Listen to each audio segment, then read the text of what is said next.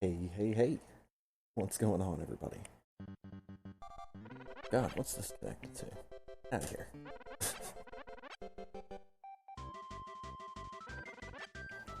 Alright. Oh, that's right, I have sound effects randomized.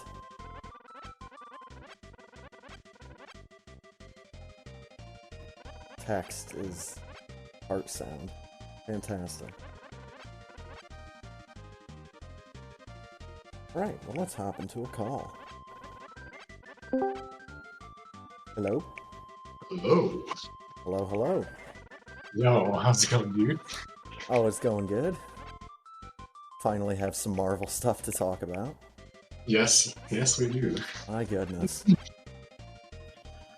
Ah, Should probably get started first before we get, I got get too I deep got into the Marvel time. list of talking points on my second monitor here.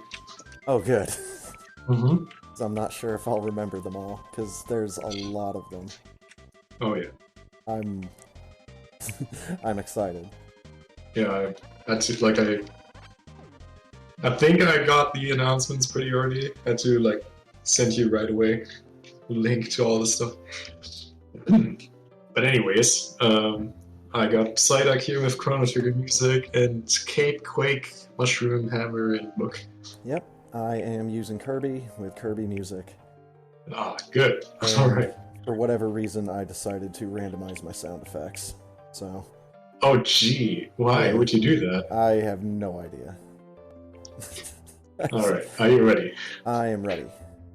Okay, three, two, one, go. Good Good luck. luck. So before we start off with Marvel talk, since you just mentioned random sound effects, I watched a. Since I'm working terrible hours lately to Mm-hmm. get my thesis done, and I've finally gotten around to watch some streams again. Nice. One of those was a Majora's Mask randomizer, and they had randomized sound effects as well.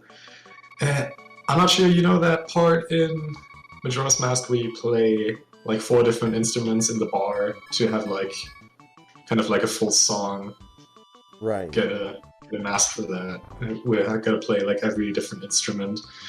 Um, the sound effect for the drums of the Goron was a dog barking, Oh God. and the Goron has like the really low keys. Yeah. That's just very repetitive. So it was like just this very low pitched, high frequency dog barking throughout like every iteration of that song. My God. It was hilarious. That's a report. Yeah, I But seem anyways, seem to remember they had something like that with the Ocarina of Time randomizer too. mm-hmm. Oh yeah, they got that for like everything. They also have like what I really like is they have like color palette randomizer like for very specific things only. So you can have like orange tunics randomized. You can have like the magic color like of the bar randomized, and then have the color of the magic drops be that same color. So if you have like a dark blue magic bar, you're also gonna get dark blue magic drops. That's kind of cool. Yeah, I like that. So I think we should start off. Uh, let's just start from the front. What do we think about like? Did you expect Black Panther to be the end of Phase 4 already? I wasn't exactly sure when they were going to do that, so I was kind of just playing that part by ear. Mm-hmm. I'm just I'm just glad we're getting Namor. Yeah, He's yeah. so long overdue. Mm-hmm. Also, something I just learned watching a video today, and I don't know the actual word that they're using, but they're not calling the Undersea Kingdom Atlantis. They're not. Mm-mm. What are they calling it then? Like I you don't know that, right? I just said it's like some Mayan or Aztec word that Huh. refers to their like paradise or something. Is there any reason they didn't name it Atlantis? I would assume it's because DC beat him to the punch. Right, right. But at the same time, they've already steeped the character of Namor in a lot of Mayan and Aztec-looking imagery. Mm-hmm. So it makes sense that they're following through with that and calling it something besides Atlantis. It's something beginning with a T. I don't know it, actually. So. Toctoclan or something like that. Alright. Again, yeah, it's some Mayan or Aztec word that I'm not familiar with and only heard for the first time earlier today. Something that I read, and I think it was like the comment section of the trailer that I very much have to agree with, is that the trailer looks an awful lot like the trailer for Avatar 2. Just like, I mean, a bunch of tribal themes underwater. I mean... But, I mean, Black Panther is going to be out before Avatar 2, so... And more people are going to care about it. I don't know that, actually. I got, like, in my Marvel bubble, sure.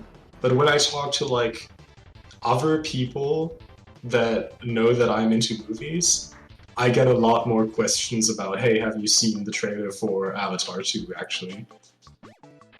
So I think, like, in a broad scale, I think that more people care about Avatar 2 than Black Panther 2. I mean, in a broad scale, more people cared about Black Panther 1 than just about any other MCU movie before that, so... That is true. But it was also the first one. Right. We kind of know what to expect in the second one, but at the same time, we really don't, because so much has changed since then. Yeah, I mean, the entire trailer was just this theme of like, okay, we got like all these characters with a lot of grief, and then we just get this one shot. I have boots, why do I not use them, for fuck's sake? And then we had only got that one shot of a Black Panther from the back, so... And there has been a lot of theories, just on that one YouTube channel I watch, about who that could be. Because we don't actually know. That's right. I still believe our Shuri theory. But... I still think it's Shuri, but... Yeah. What about that other girl, Nakia? Yeah, his, like, girlfriend-ish? She's the one that the trailer opens on. Yeah, I don't know. She's gotta do something. And like, I don't know if that necessarily means she becomes the next Black Panther. I don't know that, but she's gotta do something. She's gotta play some kind of important role. Right. No, I mean, they're all gonna be an important role. Like, his mother as well. Yeah, that was the funniest theory, is that it could be her. No, it's not gonna be her. She wouldn't. That would never happen. But still, could technically, the way they thought about it was, it could be a flashback to like the first time that Wakanda and Namor clashed. But they're reaching with that one. Yeah, I don't think so. The other reachy theory is that they're gonna try to revive Killmonger. Yeah, I don't know about that one. Yeah, that one's a little too far-fetched for my taste. I think they're basing that theory just off the fact that it's the gold Black Panther armor that we see. Right. Yeah. Not the old, like, purple and silver one. I just think sure it makes sense for for all the obvious reasons, but also, like, what still needs to be established is how is Black Panther going to be after the purple herb got destroyed in the first movie. And I feel like what they might be going with is, since Shuri is the genius, that, they're going to be going with a little bit of a plot like, she doesn't need the purple herb. Like, the powers that she's going to have are going to be made by herself with her technological knowledge. And her new best friend, Riri Williams, aka Ironheart. Mm-hmm. Didn't think they were going to introduce her so early. I thought we were going to have to wait for her. But that's cool seeing her in the trailer, and she's like, she's working on that sheet of metal and just bangs out the heart shape. Mm-hmm. Oh, she's gonna be fun. Yeah. And yeah, just all of the undersea imagery that they have shown just looks remarkable. Yes. It just looks so pretty. Mm-hmm. And something that I almost missed on my first time watching the trailer. Namor actually has little wings on his feet. I did not really look at that too thoroughly. In the scene where he's a baby, and they're like holding him up, you can see little wings on his ankles like he has in the comics. Nice. I'm like, oh my god, we're doing this. Well, this is the kind of detail that Marvel was always really good at in the movies. And the music that they chose for this trailer fucking got to me, man. Oh my god, it just sent chills down my back. Oh yeah. So I am very much looking forward to this. I'm also like the thing that... Go ahead. Yeah. So going back to the entire Phase 4 thing, like I wonder if, since Black Panther 4 is going to be closing it off, if they're going to be doing, you know, something a little more large scale towards the end of the movie to like go out with a bang. Because of course they're going to go through like the plot by itself, but I wonder if it's going to... The flooding of Wakanda is a pretty big deal. Right, but we don't know what happened with Wakanda anyways after everything that happened after the snap. I mean, the central conflict happened there. That's what we're gonna find out in like the beginning, like 15 minutes or so of this movie. Is that I'm sure there's gonna be some kind of recap to say what's been going on in Wakanda since all this big stuff's going on, and I can't get through this freaking doorway. Sorry. I also really wonder if they, and I'm not sure if there's any public knowledge on that, if they ever shot any footage with Chadwick Boseman in advance since they knew he was ill. I don't think the director knew how bad Chadwick Boseman was by the time he went. Well, I mean, they have to kill T'Challa somehow. And that wasn't the original. That wasn't the original script. Right. I knew. They had to completely rewrite the script from step one when they found out that Chadwick Boseman died, because they were planning on having him be front and center in the movie. Yeah, I'm just curious how they're going to handle that, because that's I know a that pretty big deal. Because I know that they're like, going to be showing like with the funeral procession and all of that, but I don't know if they're actually going to show the circumstances for how the character T'Challa dies. Yeah, I mean, they have, since, you know, Black Panther has a mask, they would have the ability to do that. I'm just not entirely sure if they would want to do that, since that's, like, still his character.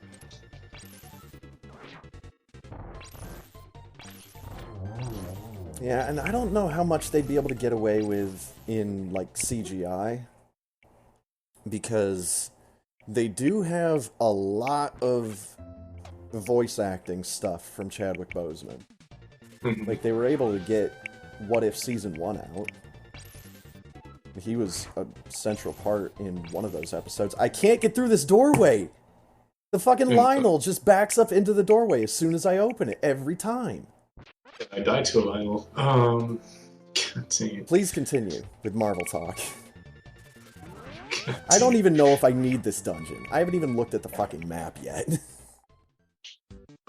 I still have overworld checks I need to make. And this is a pendant dungeon. Get me out of here. Don't worry, the one crystal dungeon is guarded by Lionels.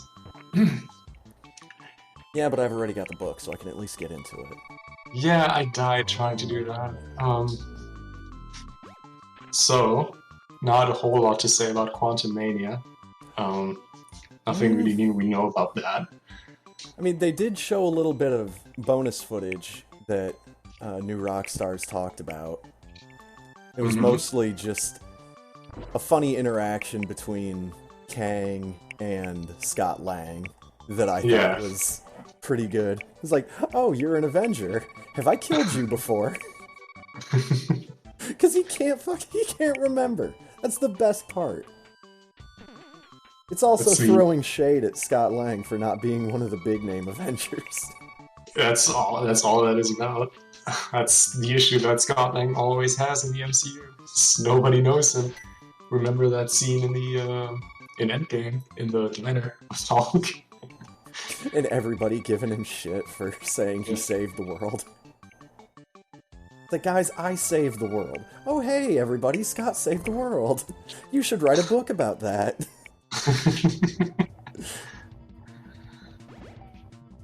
Just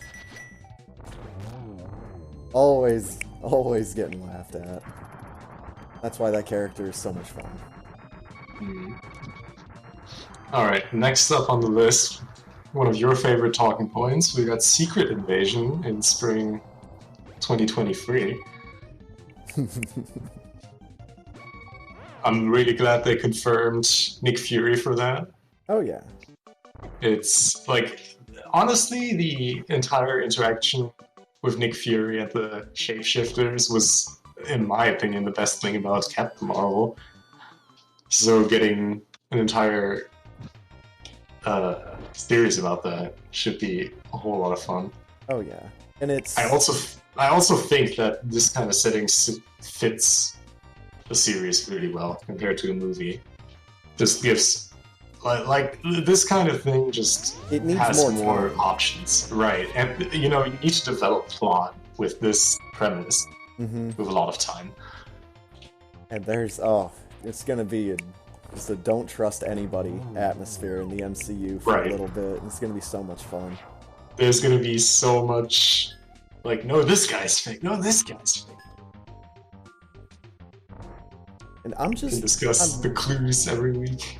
I'm still curious as to how they're going to, or even if they're going to try to maintain, like, the quote-unquote status of the Kree and the Skrull, where the Kree are seen as more like the bad guys.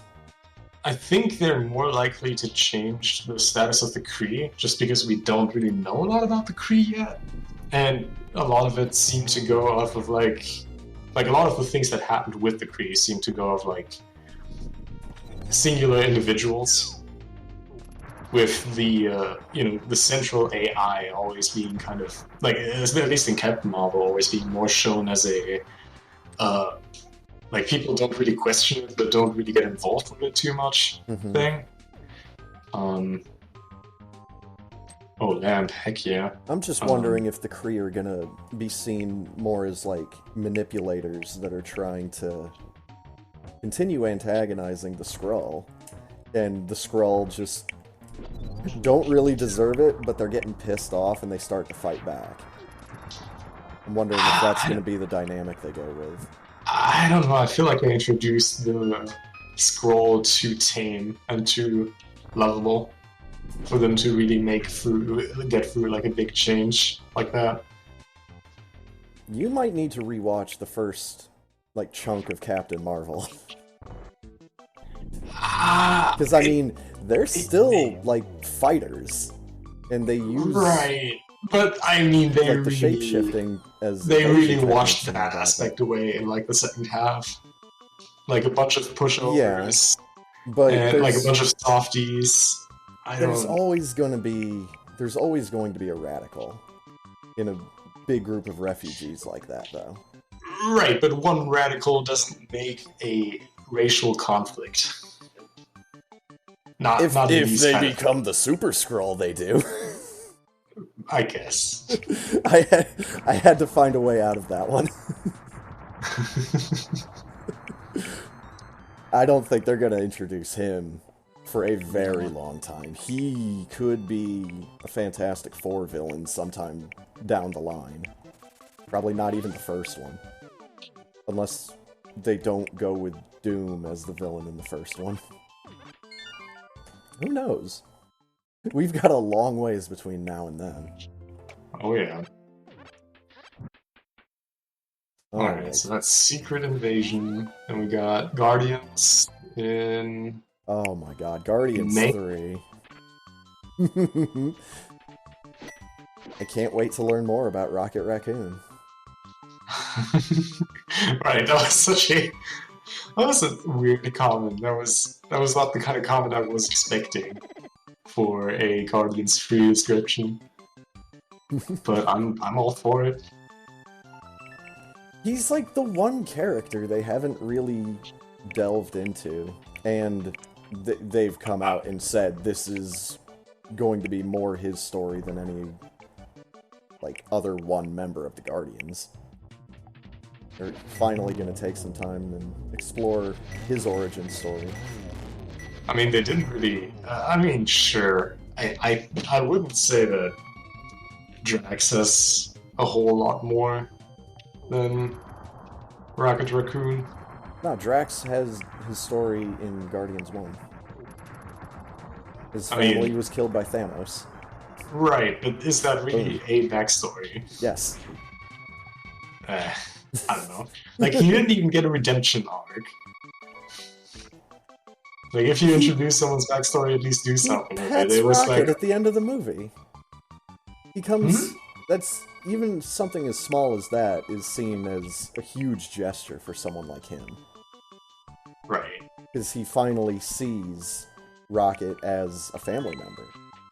So he'll take even that little effort to try to comfort him. I guess. And it's Dave Bautista. He can just chew the scenery for all I care. I'm glad he's making Hollywood money. And, I mean, they already announced they're going to be covering the High Evolutionary, so... That's the person that made Rocket Raccoon, by the way, so... And we're gonna get more. Yeah, and the rumor is it's possible... Wait, I thought he was supposed to be in Quantum Mania. Right. They're talking about it being like a mutated version of the guy from the first Ant-Man movie. The guy from the... Darren Cross. What? Who talks about that? The only people that I listen to on the internet about shit like this. That one fucking YouTube channel that comes out with wild-ass theories. And I just run with them every once in a while because I think they're funny. Alright. Fair. Oh god, yeah, that's a lot of Lionels. Oh Jesus, it's getting worse. So the flying mushrooms, can you kill those with bombs? I think? Okay, let me try. It's gonna be kind of hard to line up. Okay, yeah, worked. Thank you. Okay. Hooray. It was gonna get really hard getting through that tunnel with them being alive, so...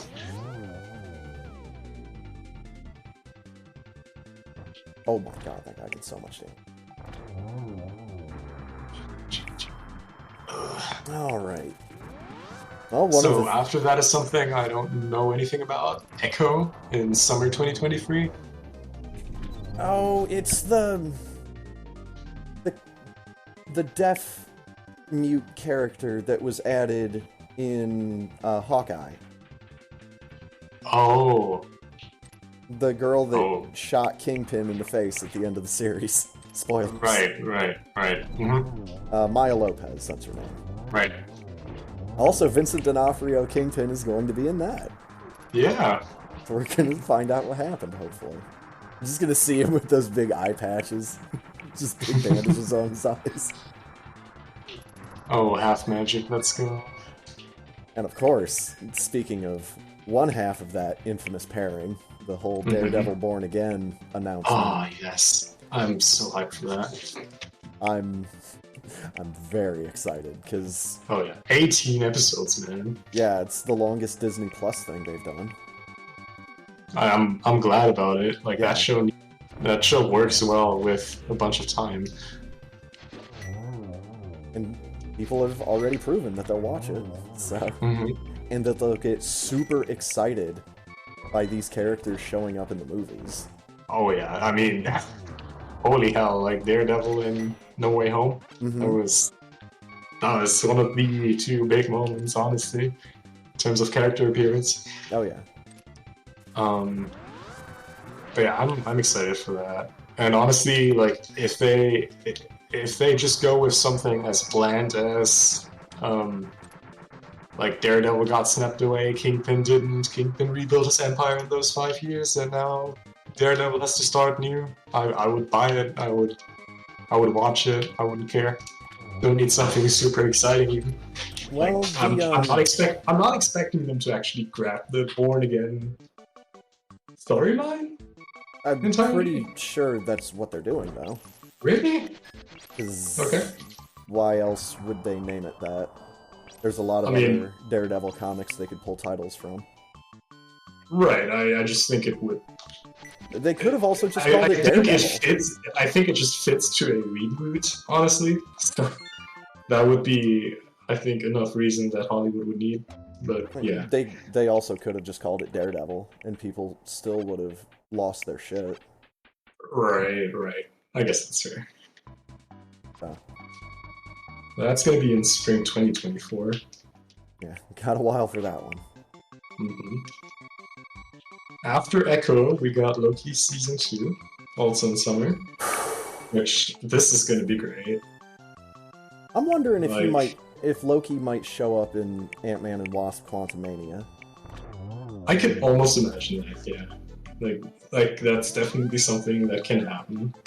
And... like, you know, what I'm just thinking about is there has to be a point where Loki is reintroduced into Earth 616, or well, Universe 616, and I'm just waiting for the moment where everyone is like Loki comes back, and everyone is super irritated because. Like, that guy died multiple times already, but this time he was supposed to be dead for real. And it's just like, now Loki has to explain people that he caused the multiverse and that Kang is a thing. Like, just a character like Loki. Like when in Avengers Infinity War, Hulk came crushing down from the sky and told everyone Thanos was coming. Like, you could respect that because there was something like Bruce Banner, he wouldn't talk shit. But now imagine someone like Loki coming to Earth 616 and being like, oh, this thing that's even worse than Thanos is coming, and everyone's like, who? What? Why are you here? Why are you even existing? Why are you here? Why are you talking all this crazy nonsense? No one believes you. You're a villain. No one saw his redemption arc because it all happened in the TVA. Oh yeah, I can definitely see Loki coming back as the messenger and no one giving him the time of day. And I feel like that might be that being the thing that really gets things going. Right, because they should have listened to him and everything's just gonna get way worse by people not listening to him. But also, like, at the point where Loki Season 1 ended, Kang kinda already won, I wanna say.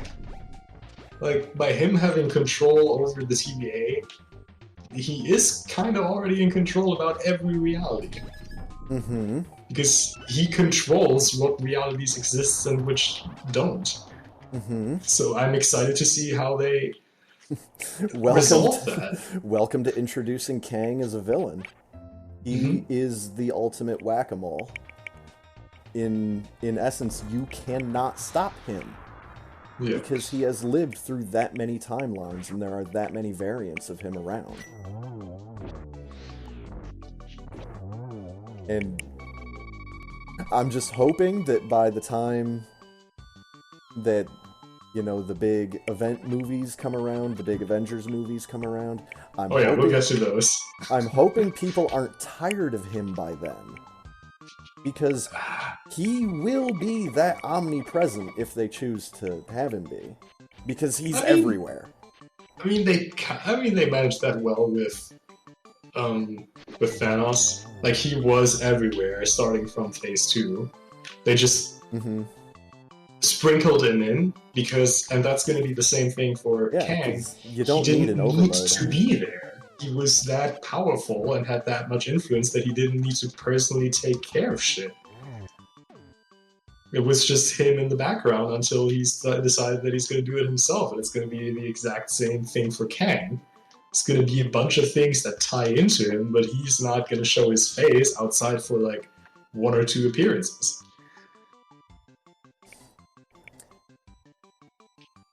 Which leads me back to Quantum Mania with just wondering what the overall plot of that movie is going to be, because that's the one that I just don't really have much of an idea on, or what the plot even could be.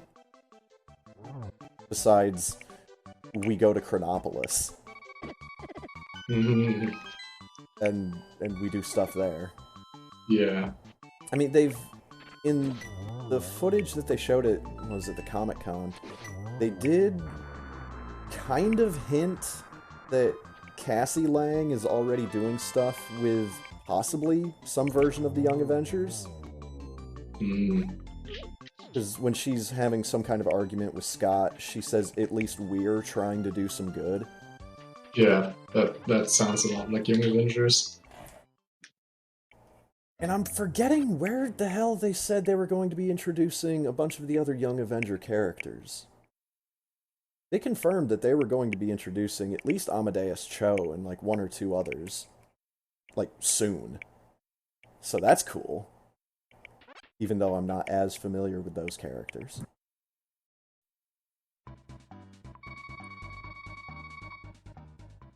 So you can destroy the Mask of Helmasaur King with the spin attack thing, right? Or do you need hammer? I used bombs. Oh, bombs, right, that was the thing I was thinking about. And I died. What am I... Get to this point in every seed. What am I not doing or thinking about? I may need to head into a dungeon. Like, a better dungeon than the first one I found.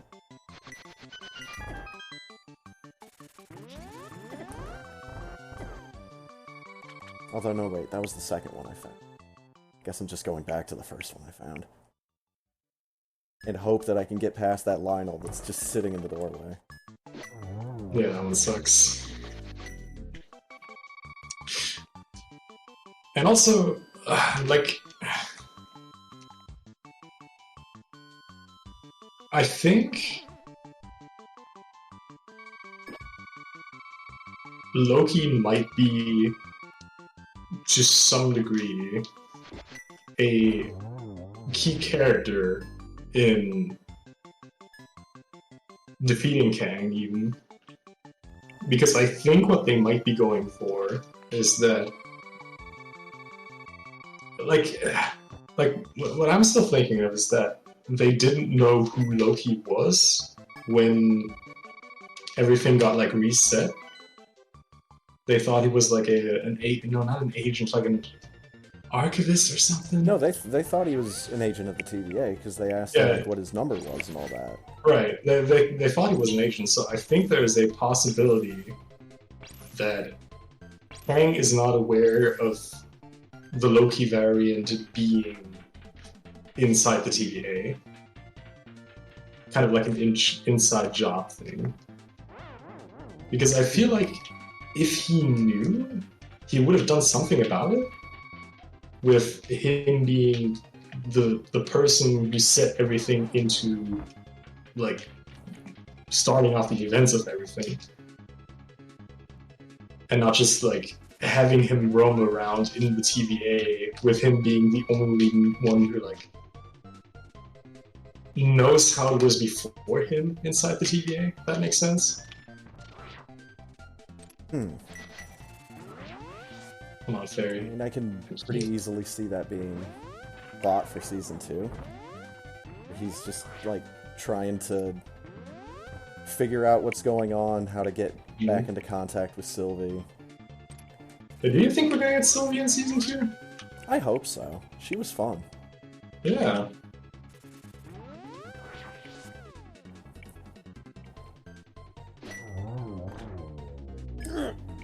Oh god, I love Moneybo.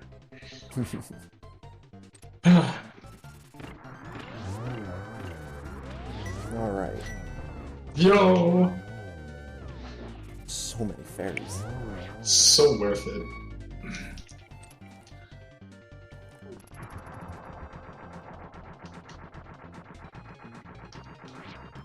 Well, something I noticed that Marvel was showing off was at least one shot from the new X-Men '97. Oh yeah. The new look for Magneto. He's in like the sleeveless outfit. It's purple that has the big M across the chest. Mm-hmm. You know, the look he had when he was leader of the X-Men. Yeah. So I'm glad that's the direction we're going, since apparently the end of the '97 series, Charles Xavier went off into space. I don't remember if I ever saw the way that series actually ended the first time around, so... Well, now you get to. That just means that Professor X at some point is going to be coming back to Earth with Empress Lilandra from the Shi'ar Empire. Like, well, good. Now we're getting that started.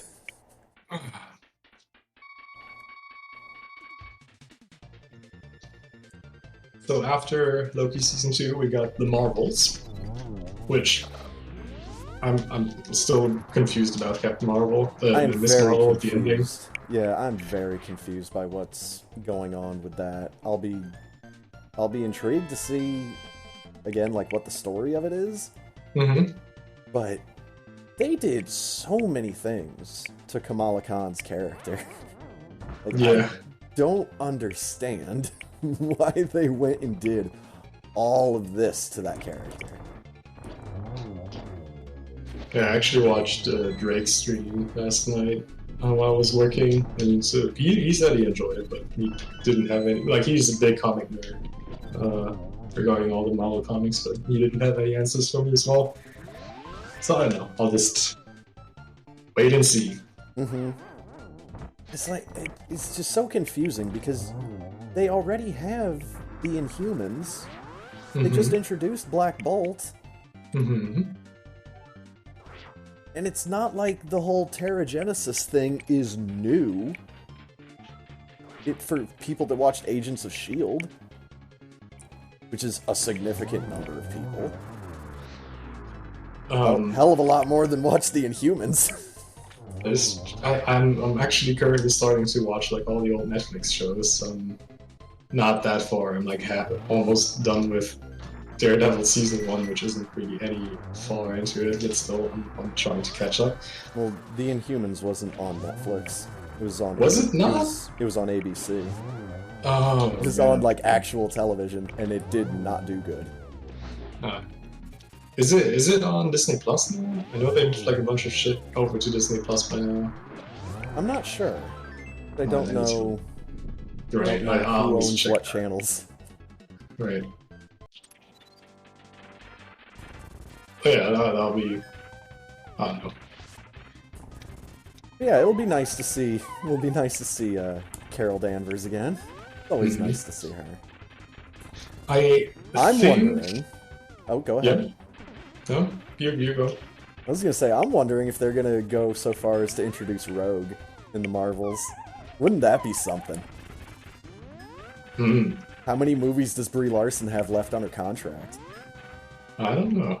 Because if she doesn't have, like, that many...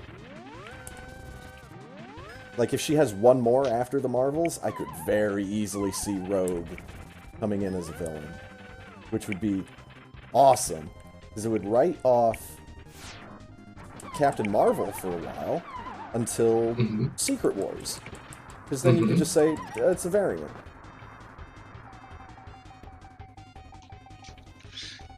But yeah, I'll be very interested to see what's going on with that. also curious how they're gonna. Like, I feel about, like, we're looking at all the movies and series we watched. I feel like that one's has the least obvious tie into greater events. Mm-hmm. If that makes sense, like Quantumania is obviously gonna, like, in my opinion, is obviously gonna tie to the multiverse stuff. We got Loki, who's gonna be more build up for Kang. Quantumania, yeah, is gonna be the main introductory point for Kang. Right. And that's really the thing that's gonna kick off the next phase, is introducing the next big bad. That's what I'm going at, is are they gonna introduce a new aspect of the MCU in the Marvels? Or are they gonna tie it into something that we already know? See, that's a good question.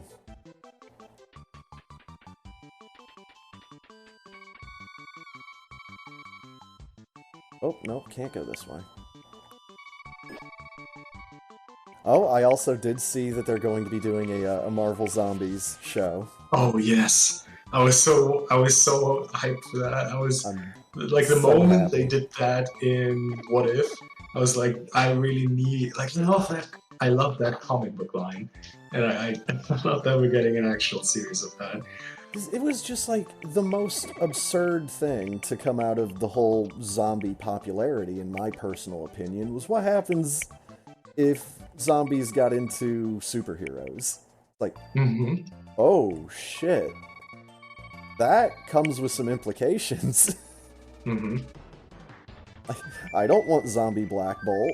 I don't want zombie Doctor Strange or Wanda Maximoff. I don't even want a zombie Cyclops. Kidding me? All that dude has to do is just walk around without glasses on.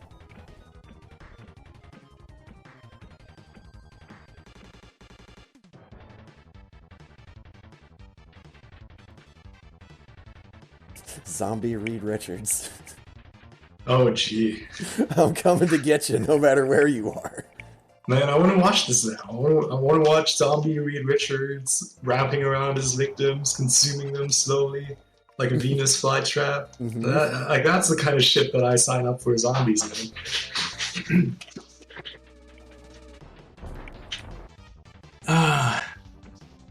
Okay. What else can I do? I still don't have mittens. There. I guess I can go up here. Alright, so next up on the list I got Blade for November. Oh boy, I'm excited. The first time the Blade movies came around in the late 90s, 2000s, I really liked that first one, but I don't think I knew at the time that was a Marvel character. I had no idea. Yeah, that's fair. It was when, I actually think it was the first time I played Marvel Ultimate Alliance. And Blade is in that game as a playable character. I'm like, oh shit, he's a Marvel character? So, and that very first Blade movie was just the coolest damn movie I had ever seen at the time. Oh my god. So cool. Not so big on the second and third ones, unfortunately. But yeah, that first one was something else at the time. Would you say it's worth going back watching them? I definitely say the first one is worth going back and watching. I haven't seen enough of the second and third ones to be able to say much of anything about those, though. Right. Oh, this looks like a custom tile pattern. But I'm intrigued to see... Oh yeah, this is definitely a tile pattern. I'm intrigued to see if the Blade movie starts off with the, that post-credit scene from the Eternals. With Dane Whitman finding the Ebony Blade. I want to see more of that. because I want to see I would more hope of those so. guys Like, interacting. they need to do more with it, And I very, very selfishly want Moon Knight to show up in that movie. oh yeah. I want the Midnight Suns, even though I'm not super familiar with their comics. Just the characters involved sound like they would be a lot of fun to watch. Black Knight, Moon Knight, Blade. Mm-hmm. It's just a good combo. And whenever the hell we actually get Ghost Rider, I want, just from a visual standpoint, I want that character in the MCU. I honestly don't believe we're gonna get that in Not in the near Phase. future. I want to say we're not even gonna get it within Phase. Oh my god, the stun drop is a fairy. Why didn't I know that earlier? I honestly want to say we were not going to get it within Phase 6. Oh no, I mean, it's gonna have to be like Phase 7 or 8. Yeah, like whenever we're gonna get like. Whenever we actually get like Nightmare and Mephisto. Yeah.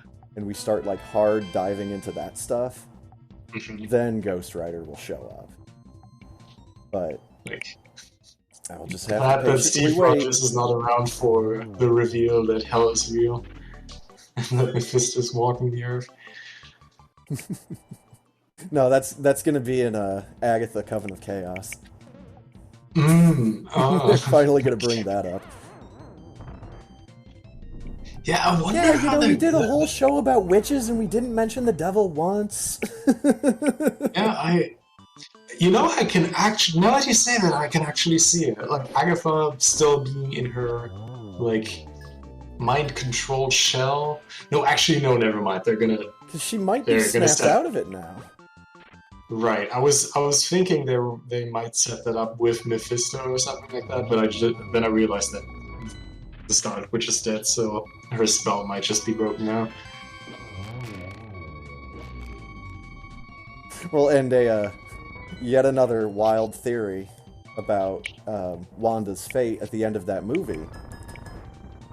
She might not be quote-unquote dead. No? Because it seemed pretty final. She might have been dragged to hell. Like physically. Oh. Because the thing that happened to Stephen Strange's soul, that probably happened to Wanda too, because I seem to remember there being very similar shots in that movie involving souls of the damned spiraling around in people's eyes. Oh yeah. And then when they expel the demons, there's one fewer than there just were. Creepy shit, I know. Yeah, but, I mean, even if her body is destroyed, I don't think she's done yet. We'll see. I mean, if Loki is still alive after everything that happened, I can see them bringing back just about anyone. And again, that line from classic Loki about how he hid as this piece of space debris. That was a wild internet theory for how Loki could have survived getting killed by Thanos. Was that he was just this chunk of space debris that was in the background of the shot. And then in the Loki show, they actually give credence to that theory by saying that's how that Loki evaded Thanos. So, they can get pretty wild with their characters in the MCU, and it's still fine. Oh my god, dude, this is intense.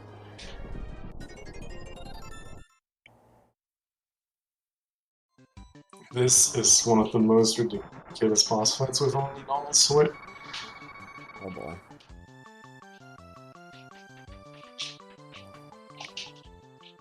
So let's see, were there any other Marvel talking points before we get but I need to finish this boss first. Okay, no, you're fine. I'm on one heart.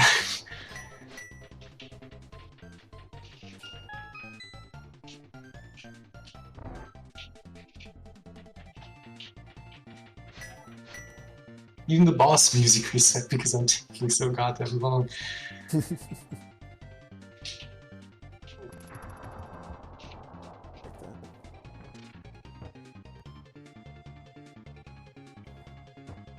I know that hurt. Didn't seem like it did the first time. Had to check.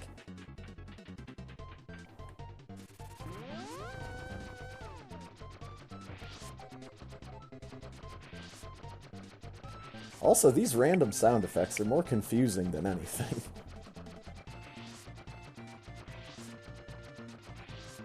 Oh no. No, no, no. Okay, good.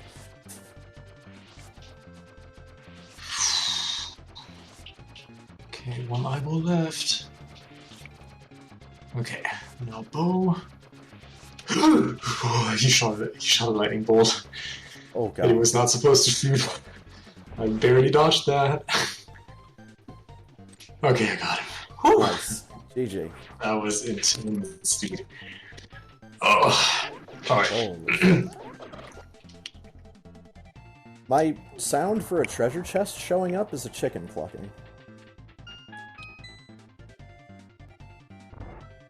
This is the most linear seat ever, dude. Good. What the hell is this boss drop, man? Okay, next up we got Ironheart, which I also know almost nothing about. I know that I believe she was one of the people at MIT when Tony Stark was giving his Reframe the Future speech. Just like Quentin Beck. Bard. He called it Barf. God damn it. That character is so good. Shame we only got one movie out of him. They can bring him back so easily. Secret Wars. With that hologram technology. And I'd be so mad if they don't. You know, that makes me think of something. Who's controlling those Stark drones now? I mean, apparently the TVA? Not TVA, sorry. The Department of Damage Control? Because they showed a bunch of those drones in Miss Marvel. And those were the exact same drones, you can't tell me otherwise. No, they were. They had the Stark logo on them and everything. Yeah. And they showed up in that one universe and Multiverse of Madness. Oh, we're good there. Oh yeah. There was one world that they crashed through in that big menagerie. When Strange and America Chavez are falling through all the different worlds. One of them is definitely, like, super futuristic world that seems to be just, like, run by the Stark drones. Okay. I don't know about necessarily run by, but there's, like, that many of them. Alright. There was also that one world that showed when Hydra won. That was fun.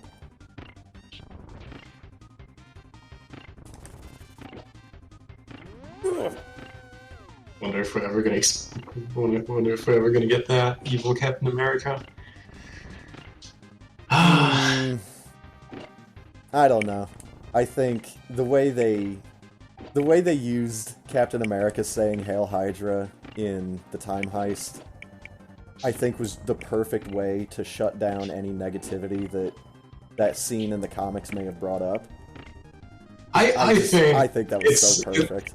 I feel like it would be worth at least like a What If episode. Oh, if we're gonna start talking about for What If, then there are no rules for What If.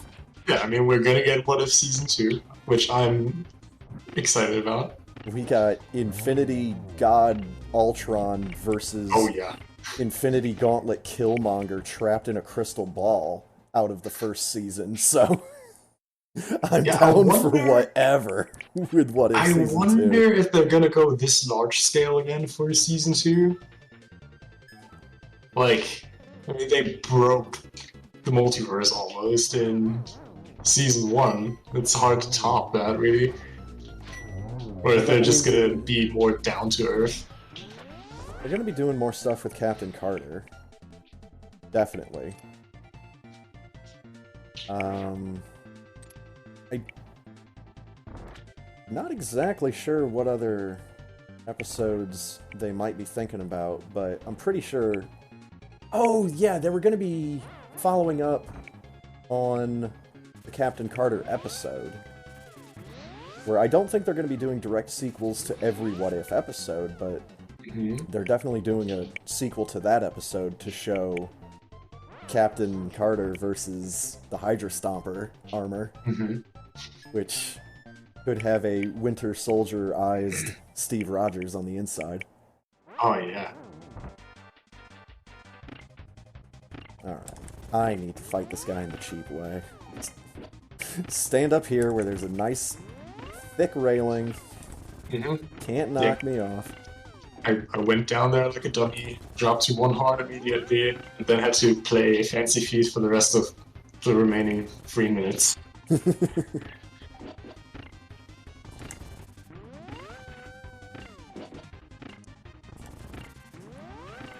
Now, the sound it makes when I throw a bomb is the same as, like, the mirror teleporting sound.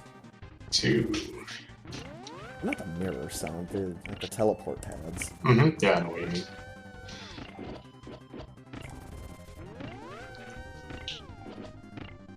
So yeah, we already talked about Agatha, Coven of Chaos.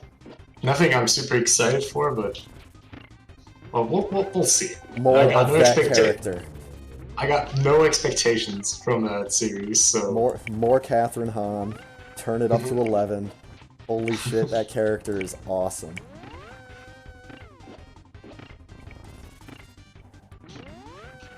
More of her in the MCU. Then we got Daredevil Born Again. Just so excited. Oh yeah. Or Daredevil. Always a good thing. And that's kind of been one of the strange things as someone that was kind of not like really big into comics as a kid, but in the 90s, I was aware of who popular comic book characters were. So, yeah, it's been really interesting to see, like, what characters have emerged as the popular ones in the MCU. Oh, yeah. Yeah. Like, I never imagined that Tony Stark would be the guy. Face. Yeah. The face of the MCU, exactly. Got a bunch of B-listers, and just like, I mean, even Thor, from what I gathered, wasn't that high on the list. Yeah, Thor was not that big of a deal. It was Spider-Man, Hulk, X-Men. And now look at the MCU without any X-Men other than Charles Xavier for a cameo. And extremely sparing use of both Hulk and Spider-Man because they don't 100% own those properties. Shame they had to almost go bankrupt.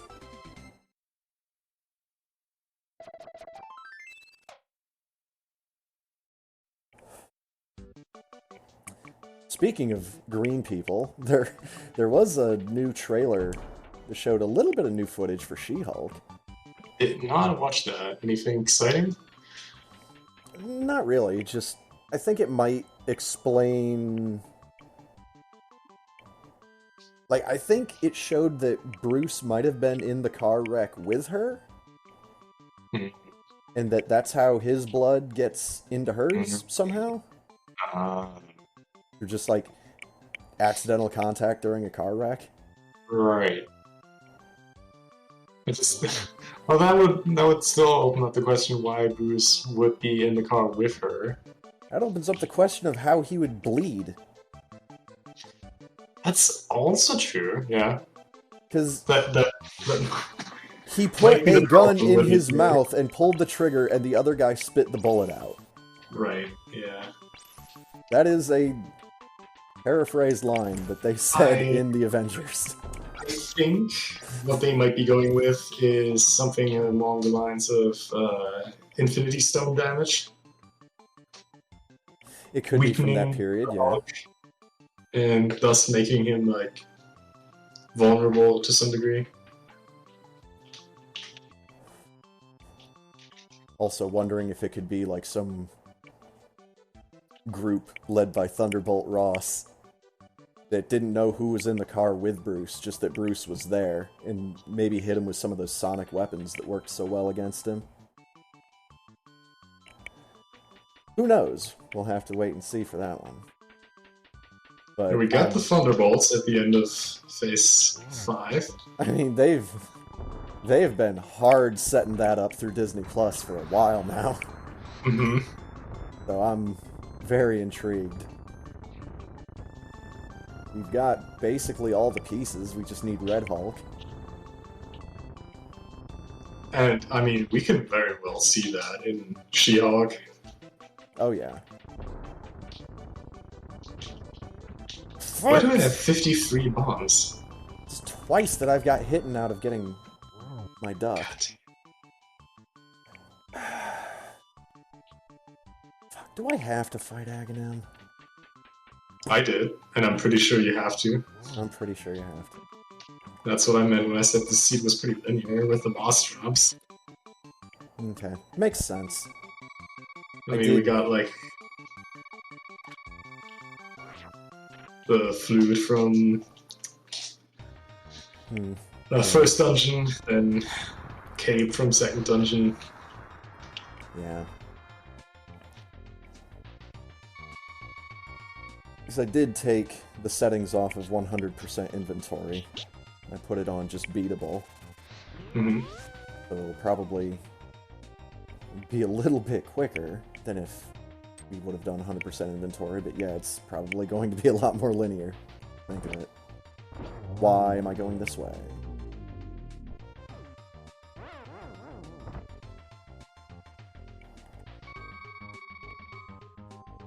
Alright, let's see.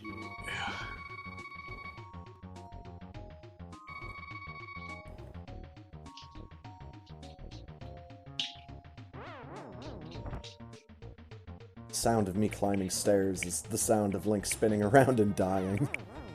It's terrible. Every time I climb stairs, boop. Glad it doesn't do that every time I climb stairs in real life. That would be awfully discouraging. Mm-hmm.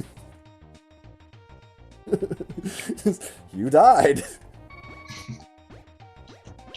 No, please, just get me through this room. Fuck. Chain Chomp did half my life.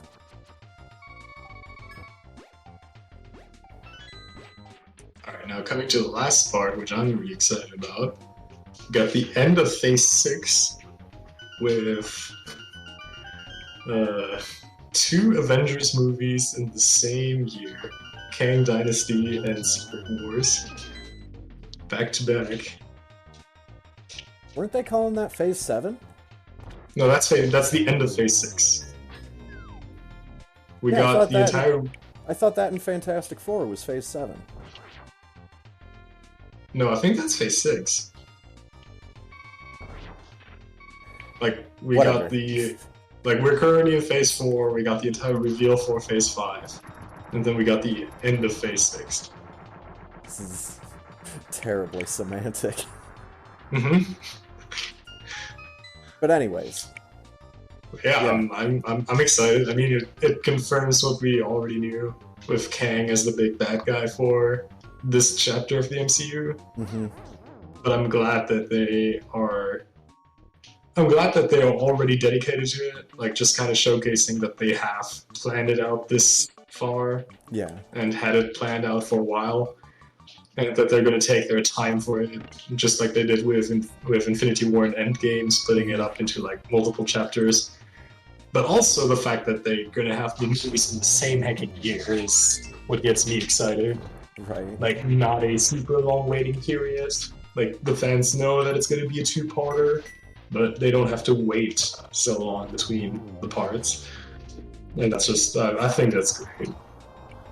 I'm just looking forward to hopefully seeing a big, sweeping 360-degree shot of the Council of Kangs. That's what I really want to see. Just a giant stadium filled with Kangs. Mm-hmm. It's like, yeah, this is what you guys are fighting against. Mm-hmm. And then, like, the real scary thing would be like, oh, and this is just one of these. We have a couple. Mhm. Like, we can't get everybody in here. What are you guys, crazy?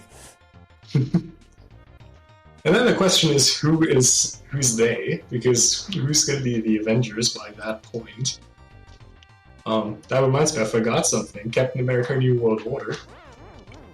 So I think that's going to be the answer for Captain America is going to be part of the Avengers with Oh, yeah. Falcon. Captain Falcon. Mm-hmm. I can't believe they actually said that in the show. Mm-hmm. That was the funniest line of that whole show, almost. Almost. Only because it wasn't Bucky and Sam. Just because their interactions in that show made that show. Like, if they drop Winter Soldier for that Captain America movie, I'm not going to be happy. Like, the interaction between those two is what makes these characters to some degree. Mm-hmm.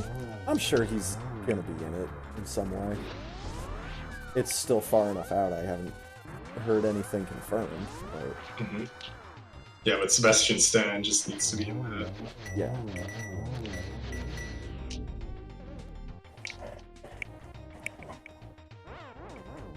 So have you found a sword or armor upgrade? Nope. Have you found gloves?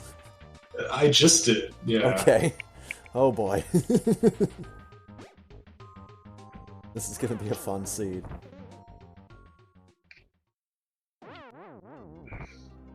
Oh, I know there's something Marvel related that we're missing.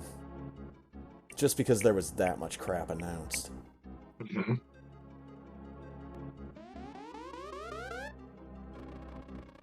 Well, I mean, there's nothing really to talk about for Fantastic Four. I think we both are excited to see how they finally come into the mix. Yeah. They got all the opportunities, including an entire multiverse.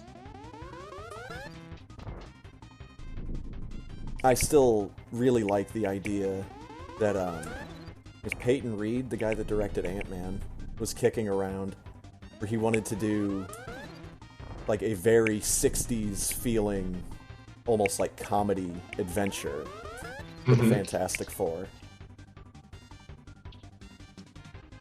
Kind of like the Beatles' Hard Day's Night, where it's just like the wacky day in the life of some of the first publicly known superheroes back in the 60s, and maybe they would have worked with Hank Pym back in the day, who knows. Yeah, I feel like I just think they really can't get away anymore with oh my god, what happened to your upper eye? Oh no. They really can't get away anymore with superheroes just not having been relevant for the last 20 years.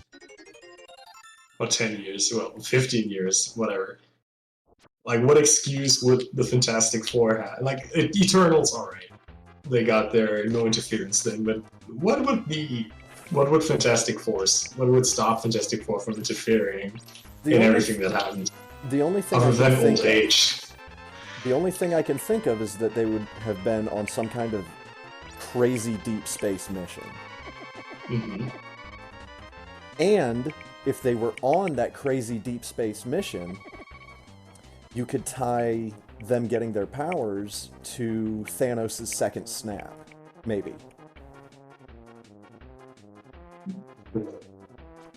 I don't know. I'm trying to connect loose threads as I'm remembering them, but... Right. That's really the only thing I could think of, is that these guys were on some kind of deep, deep, deep space mission that would require them going into, like, cryo sleep or something, and they'd wake up, like, 50 years later. Right. And it would have been, like, some kind of secret black book government operation that nobody had any knowledge of, except for, like, a very select number of people, and maybe... Mm-hmm. Maybe a bunch of those people were killed by the Winter Soldier. Okay. So that's why nobody knows really about this mission. And when the Fantastic Four comes home, there's no one there to greet him. There's no one there to give him the welcome that they had promised, because fucking Bucky Barnes. Alright, so question. With the things that we know now that are a thing already, and limited space left in the MCU for the next couple of years, do you want Doctor Doom to be introduced before the end of Phase 6? Or do you want that to be saved for after Kang? Well, if Doom's not behind Secret Wars, then who is? The only 2 times that Secret Wars have come up in the comics was Doctor Doom in the most recent version in 2015, and I think in the 80s it was a character named the Beyonder. So we would have to introduce a character that not really too many people know about. Or if they introduce Doom in the Fantastic Four, but don't set him up as the villain in that. Also, we're gonna get good guy Doctor Doom? I don't think so. I think he'll get a mention. But I don't think... And it's so far out, and and Fantastic Four has so many stories to pull from. Because I kind of tried to make an analogy a while back where in the MCU, a lot of things happened because of Tony Stark. And Tony Stark was kind of, not in 100% of the cases, but in a lot of the cases, he was the catalyst for a lot of this superhero stuff that's going on. In the comics, that was Reed Richards. Or he was the focal point. So, you know, it'd be... Not exactly sure where I was going with that other than to just mention it again. Where's Doctor Doom? That was the original thought. It's one of those things where, okay, if you introduce time travel, then you have to introduce Kang. You have to. That's the way it works, because he's the time travel villain. If you introduce the Fantastic Four, you have to introduce Doctor Doom. I don't know... Again, maybe not as the main villain, but I could definitely see them... I could see them trying to build Doom up in almost the exact same way that they did with Thanos in just end credit scenes. Just scenes in the credits. Just little bonus teaser things. Where that's how we get introduced to Doom. It's going to be different with Kang, because I think we could get introduced to some of Kang's variants through the post-credit scenes. But since the first time we're going to get to see Kang, I believe, is going to be in Quantumania, unless they have a post-credit scene in Wakanda Forever. I don't think that would be the right place to do that. I think the post-credit scene of Wakanda Forever is going to be a tribute to Chadwick Boseman. At least one of them, yeah. I mean, there will be 2. Well, there's the mid-credits and the post-credits. Right. The mid-credit scene is, going to be something about the plot. And I have a feeling, just completely out of the blue, I think that's going to be something to do with Namor. Where Namor has his see-the-light moment, or his stop being a bad guy moment. But that could also come during the movie, because I've heard that one of Namor's villains from the comics, named Atuma, is going to be in the movie. So good guy couples up with bad guys who beat real bad guy. The original bad guy becomes good guy. Yeah. I don't remember if that's how Namor originally worked out in the comics, because I'm pretty sure Namor was introduced as a hero. Yeah, I think he was one of the, like, the first Avengers, or like one... I don't know if they were called the Avengers back then. But it was back before Johnny Storm was the Human Torch, so this was well before my time. And Johnny Storm was not even a thing yet. There was some completely other person not tied to the Fantastic Four that was the Human Torch. And I don't remember his story, but from what I do remember, it's interesting. I don't think they'll ever go into it in the MCU.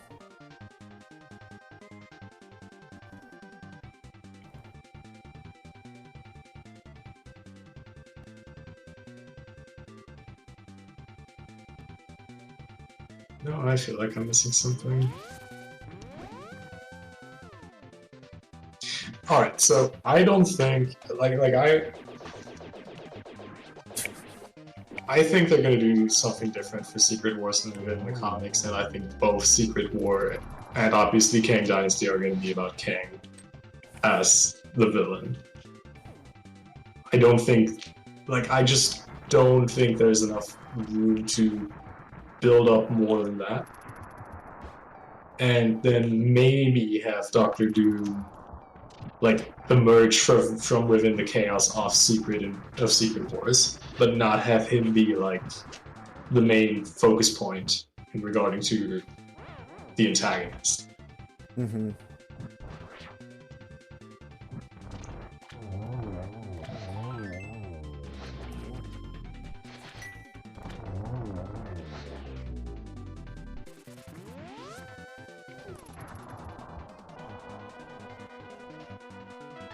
Okay, this is what I was missing. Alright.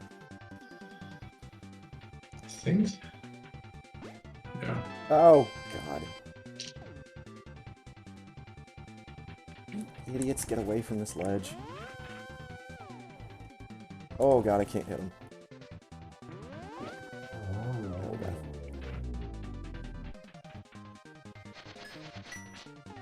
No, you... Bumpers.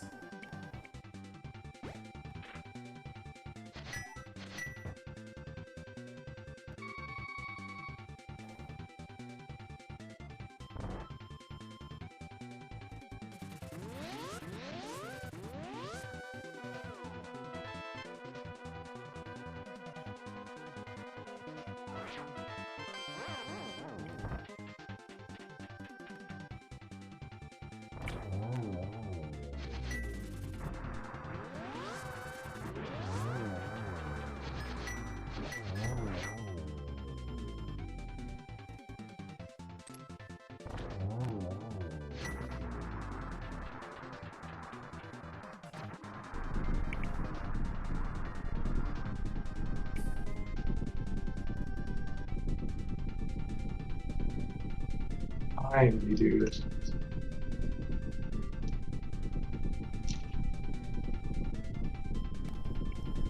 Oh, yeah. Also, when do you think we're going to be getting an appearance in the MCU from Iron Lad? Nathaniel Richards, like actual Nathaniel Richards, and not, like, Kang. Like the hero version. Sorry, I have to... Okay. Might even be Loki. Interesting. I could see Loki season 2 also being about. But okay, so we already talked about the purpose of the TVA after Kang took over, right? And how the TVA is no longer about making sure there's only one timeline, but probably more something along the lines of Kang keeping out an eye for some of his own alternative selves, right? So what I can see is Loki now being one of the agents, kind of in an undercover mission, recovering or discovering other Kang variants, and then, teaming up with them. And in that context, I could see a good version of Kang showing up because Loki finds him and then just obviously ignores commands to take him out and tries to do something good with it.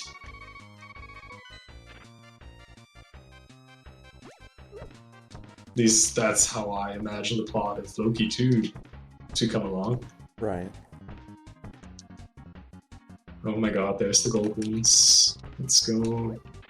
Because I think once they introduce that character and start using him, I almost think it would have to be like really close to one of the Avengers movies, unless they decide to.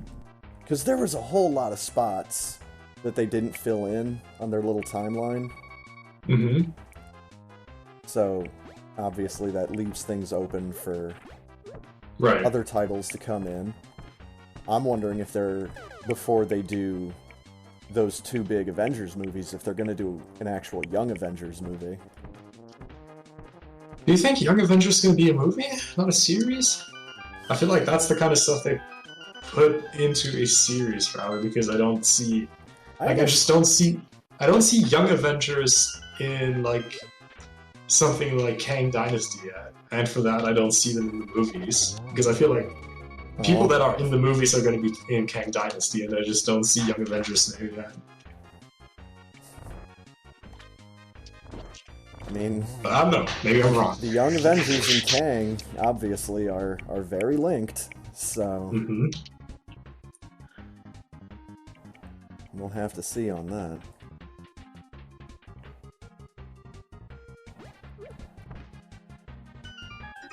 It'll just be interesting to see if he gets when they make that discovery. Like, if they just come right out and say it, like, if they have Jonathan Majors playing the part and everything, like a de-aged version of him or something. Yeah. It'll be interesting. I think they can wait for a while because they don't necessarily need an Iron Man style character right now because we have Riri Williams. So I'm also just curious in general when they're going to reintroduce Loki in the movies. Because that reveal is going to have implications, and I feel like the timing for that needs to be good. Oh yeah. Hey, thanks for killing each other.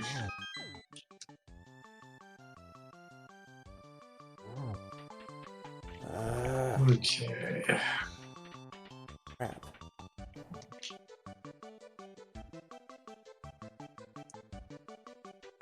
Okay, oh boy.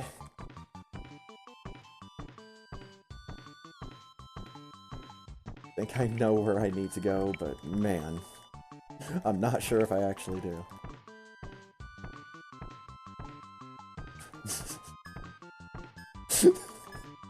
Yo, what's up, Real Work? I don't know if that's a quote from something, but that was a lot of text and it was funny.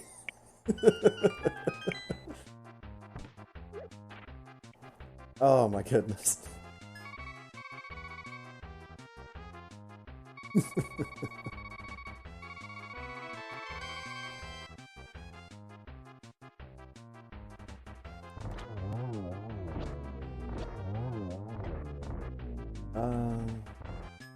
That's not a bad guy, Rock.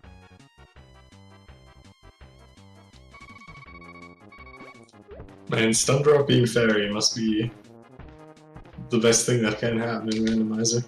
Oh yeah. I mean, I can't. Why do I have 80 free bombs, dude? Holy shit. Gotten a lot of bomb expansions. Didn't even notice that. I was so occupied with talking.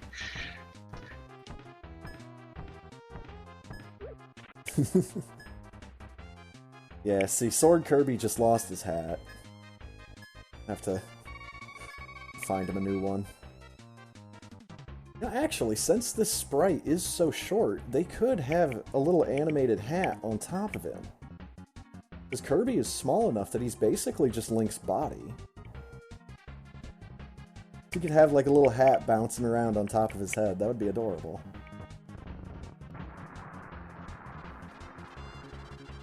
Speaking about heads not belonging to bodies, so my wife, I told you, is in this Pokemon form, kind of like a mod pretty big German Pokemon forum, Okay. and she was starting to get into like spriting, which has like its own area there. Right. So she set that up. I got her a few hints for how to use the and she asked me for a Pokemon hybrid to build, like out of sprites for practice. Oh boy. And God, what's the name of that one ghost Pokemon that's like basically a ball with an evil face and a bunch of fog around it? Ghastly. Ghastly. Right. So I told her I would like a Psyduck with the head removed and have like a Ghastly instead. Kind of like a Ghost Rider thing. But wait, I want to still have the facial expression of Psyduck like preserved. So like a totally confused Ghost Rider, but as a Psyduck. I'm on board with this. And I'm really curious what's going to be coming out of it.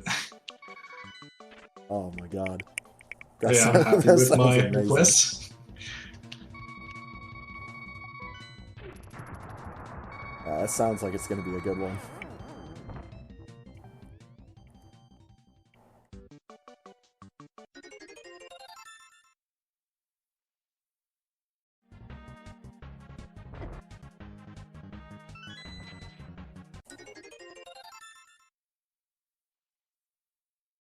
Me the goods.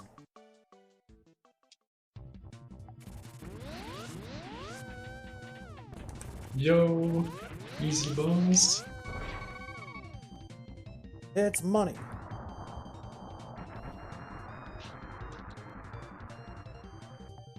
See, that was always the thing that weirded me out about those 20 rupee drops that we would find in chests, is they were a green rupee with the number 20 next to it. Why don't you just use a red?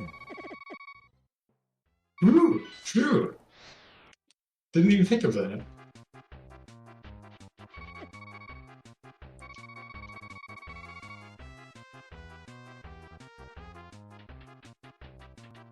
Something I only noticed because I decided to actually add some other money increments besides 300. But now you can tell the 20 rupee drops that I added in because they're red rupees. Okay. I'll try to notice it actively. That's so silly, though. But could you manually add 20 rupee drops that are the green rupee with the number? Like, do you have the choice which one to add? Not that I know of. Okay. So those must always be system added. Yeah? I see something, and it's in a place where I can't get to it. And it's making me mad. What is it? It's the gloves. You can't get those yet? Possibly a set of gloves. It's the first set of gloves that I've seen. So it's the gray ones. But it's up, in Bumper Cave. Yeah, no, I got that second. That sucks. Okay. I just obviously have not gone to the right place yet.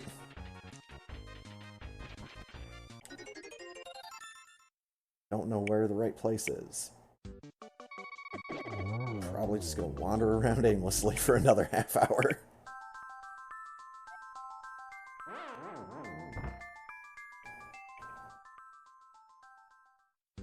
I'm pretty sure I got it after getting the flippers. So probably connected to that in some way.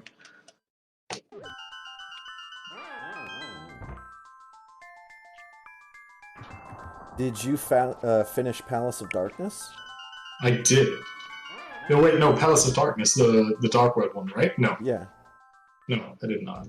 I got the flippers and then did flipper stuff. And wait, hold on. Oh, no, I don't need Dark World, I need Light World. Because I just remembered there's one flipper thing that I still need to do.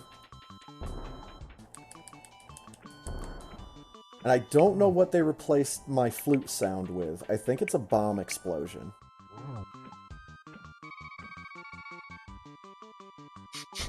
Yeah, it's the sound of a bomb exploding. Okay, good. Nice.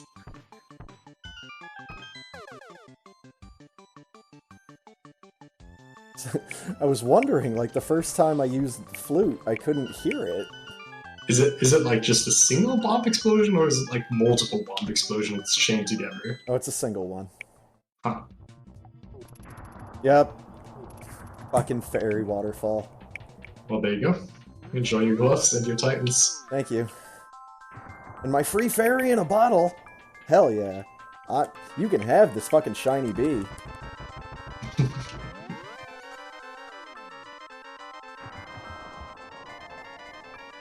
Oh god. The bee buzzing sound got replaced. With? The da-da-da-da. So it's this bee flying around, just da-da-da-da-da-da-da-da-da-da. That sounds more like Superman to me. Mm-hmm. Oh, thanks for the damage boost, eyeball statue. Holy shit, that was huge.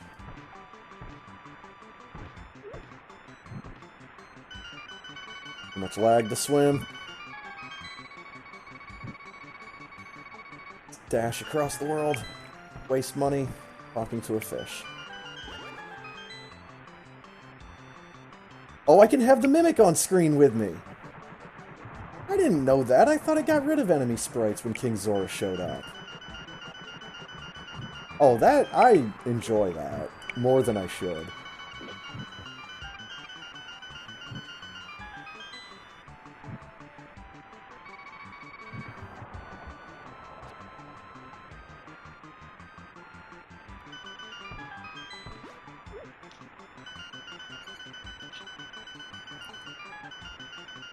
Oh yeah, and the other sound that the game makes when a treasure shows up, that like high-pitched tinkly one, that doo-doo-doo-doo-doo kind of one.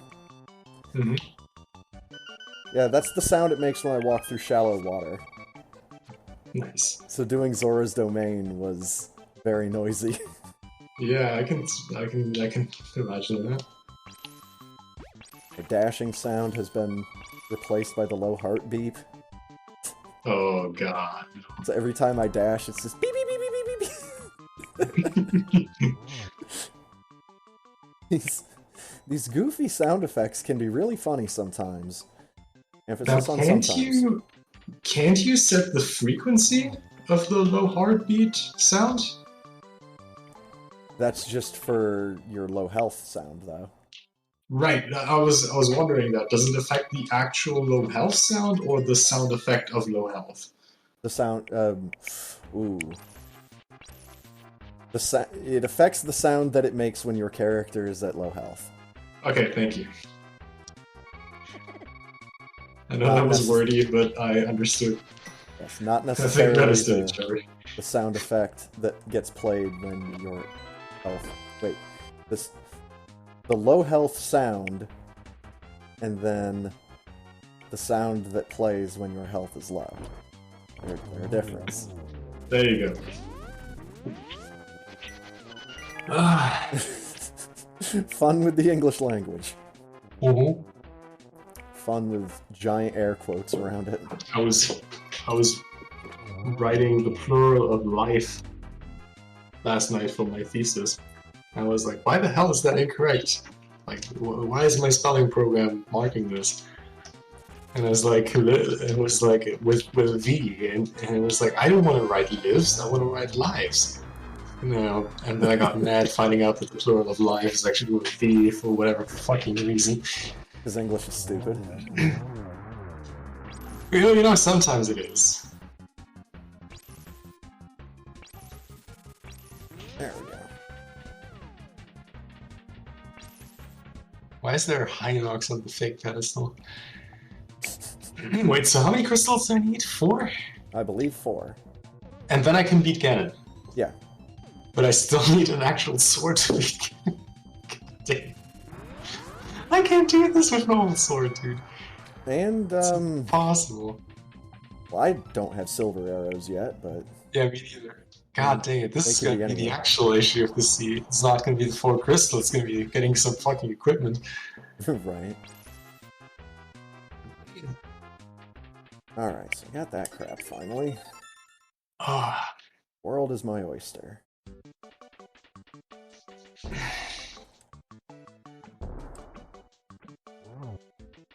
now do we do this or do we do overall checks? I'm gonna do overall checks.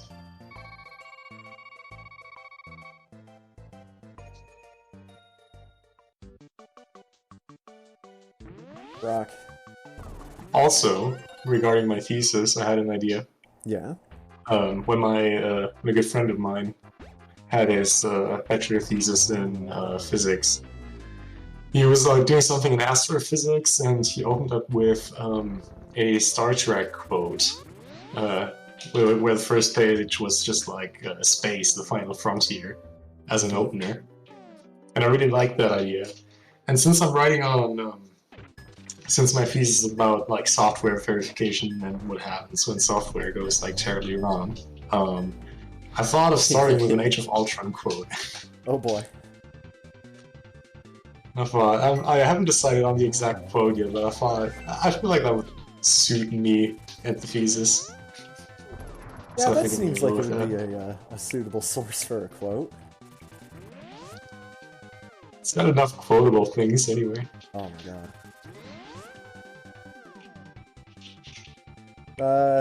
Mistimed that. Ugh.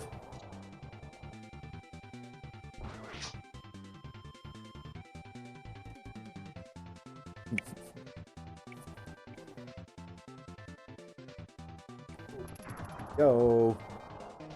Take this. And we'll take this to the bank.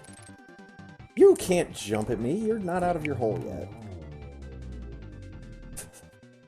Slime, still in his hole, jumped at me.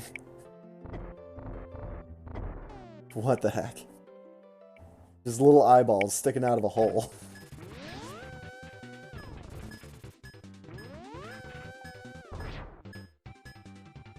And you know how long it's been that I beat Ganon? Yeah, it's been a minute. It's been a very hot minute.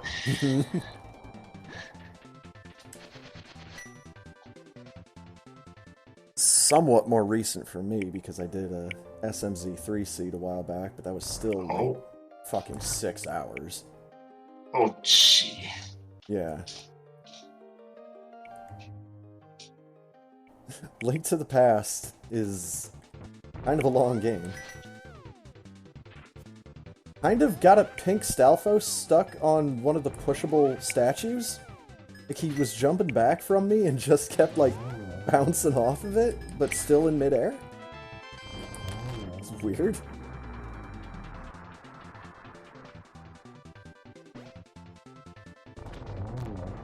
But yeah, when you've got to do all of Link to the Past, it's still a pretty long game.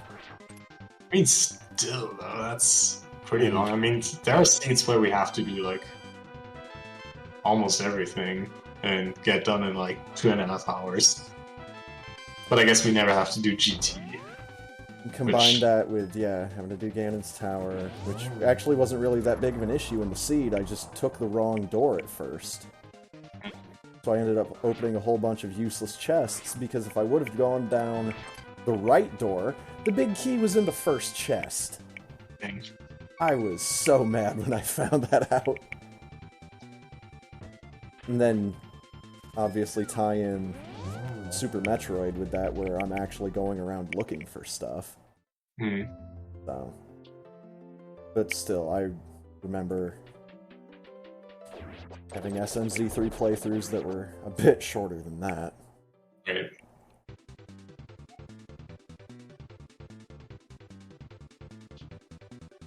Okay. Still a lot of fun, though. Not gonna lie. Oh, yeah, I can imagine. I was using the Splatoon Inkling for both games because Right. they're one of those. They're one of those. I can't do that because I don't have a fucking upgraded sword yet. God dang it. I want to read literature, man.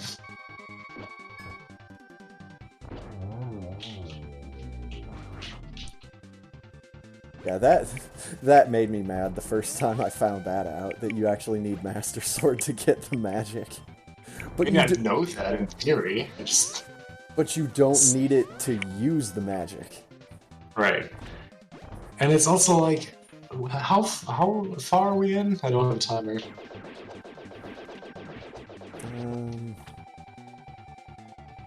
About an hour and 40 minutes. Like, when do we not have a sword upgrade by an hour and 40 minutes? Feels like we usually find those pretty quick. Mm-hmm.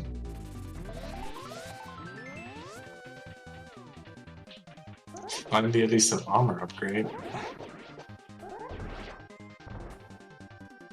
And 2 wrong 20 rupee drops.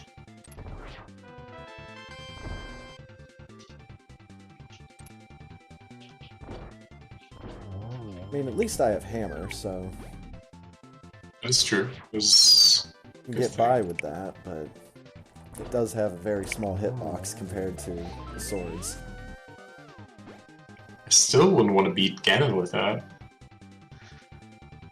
Not sure. But that's the thing, like at the point where I have 4 crystals, which is going to be soon, like do I just, like what do I bank on? My inability to do Ganon, or my ability to find items? Like what's going to take longer, me doing this with tier 2 sword, or me finding another sword? Damn it, Link, stop running into stuff.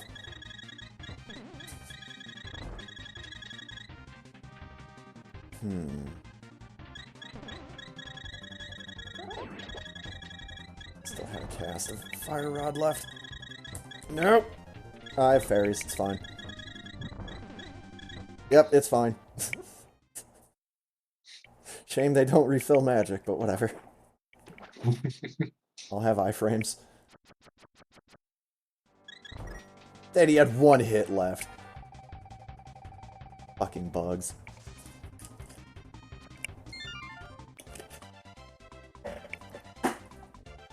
Alright. Yeah? I beat Mothula in Skull Woods. Nice. So, a harder fight than it had any right to be. I mean, it's vanilla. The only way that fight could possibly be hard is if it's in vanilla arena. This is true. Actually, I don't know if I've ever fought Mothula in Moldorm's arena. We did. I guess that's comparably hard, but still. I mean, it's the only other one I could think of. Maybe Vitreous's room? I would... No, Vitreous is easier. Because he has the goop on the top of the room. Right, but you just never have to go there. Mothula moves around enough. Mm-hmm. Like, I would say what determines if Moldorm's room or Mothula's room is hard is what items you got. Like, yeah. Fire Rod is substantially easier to use in Moldorm's arena than it is in Mothula's arena. Mm-hmm. It's because you can probably aim because the floor is not moving below you. Yep.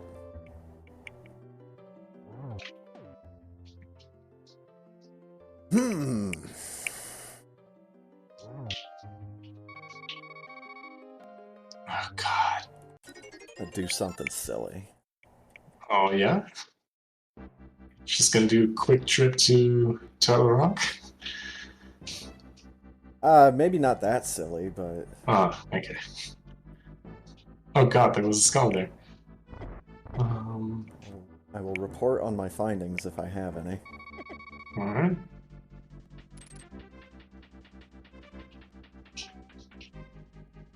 No, I was in Skullwoods, so I decided I'm gonna warp to Light World and I'm gonna see what's at the Master Sword pedestal.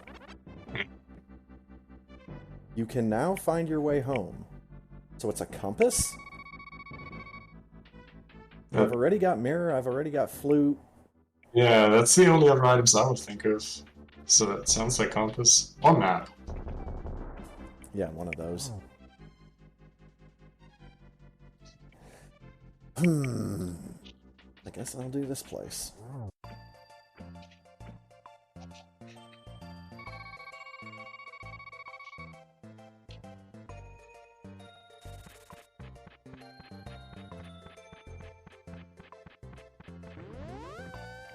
Can't really tell what sound that chicken was making.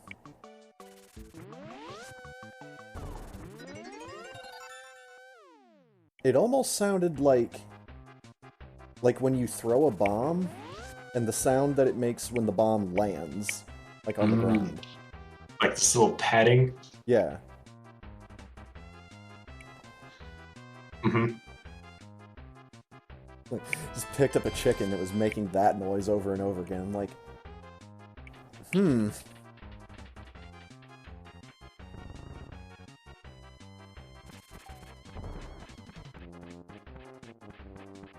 Or like the sound of like when Link would jump down from a ledge and land on the ground. Mm-hmm. Yeah, I can. Okay. I can hear that.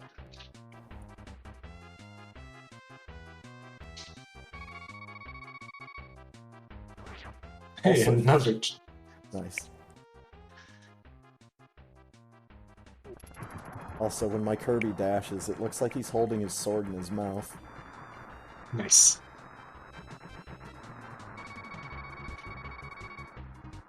It's still wiggling because he's running, but it just... like the hilt is just right on his little two-dot mouth. I think that's the most vanilla boss fights I ever had in a randomizer.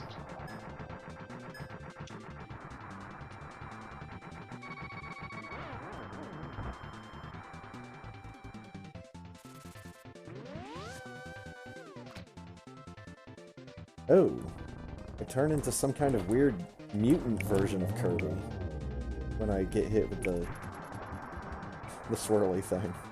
Did Kirby attacks you again? I don't know. Like, it's still Kirby, but like his shape has been altered, so he looks goofy. I'm once again asking, did he eat a taxi again? I'm sorry, what? No, sorry, I'm sorry. Just thinking of the taxi Kirby. Oh, yeah. A couple words there that were running together in my ears. Yeah, I don't think any new Link to the Past sprites have come out since Mouthful mode, which is a darn shame. Someone needs to get to work on that. Hey, Alright, how hard is Ganon with Master Sword and no silvers?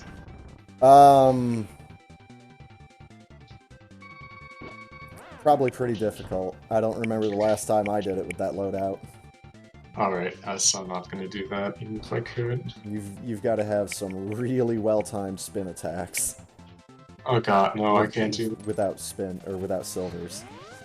No. Oh, wait, so silver is the thing I want, not tier 3 sword? I mean, silvers are how you do damage to him when he's in his final phase. Oh. Otherwise, yeah. it's extremely well-timed sword spins. And I don't remember the timing or the setup. Is there a way to get a hint for silvers? I know that OT has, like, a guaranteed hint for light arrows. If you can get to Ganon, and if you can get to that final phase, then he will say where the arrows are. He'll say, "Did you find my arrows in blah blah blah, wherever they are." Oh, that sounds like something I want to do. How difficult is phase 1 with only Master Sword?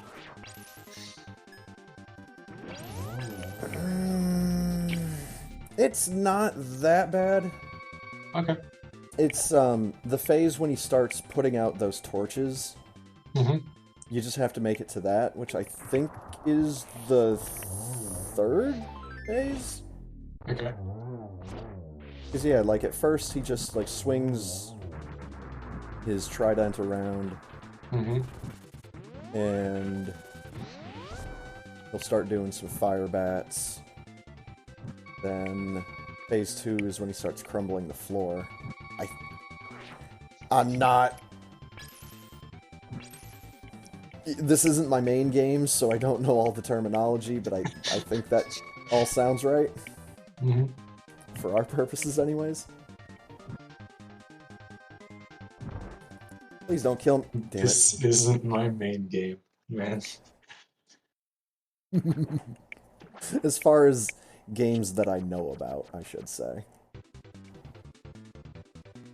Huh? Oh.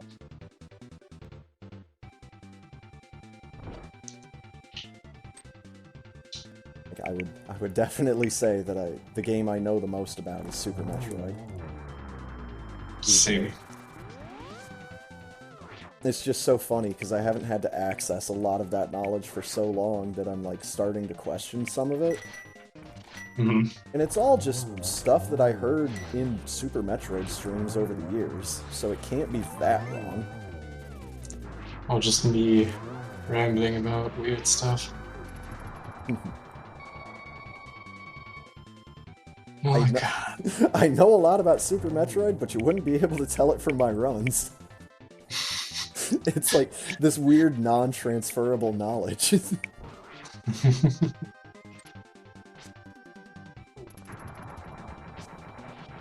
I mean, you're probably one of the most knowledgeable person when it comes to route randomizer. Mm-hmm. Considering that, like, the three most knowledgeable people were Leorin, you, and me? Since didn't he give you the source code? Yeah, yeah. Okay, just double check. Okay, how do I actually enter Ganon now? There's no hole in this pyramid. You have to do Ganon's Tower. I have to do fucking Ganon's Tower! I thought the entire... God, I thought the premise was after 4 crystal, it's just the fucking hole opens. Okay.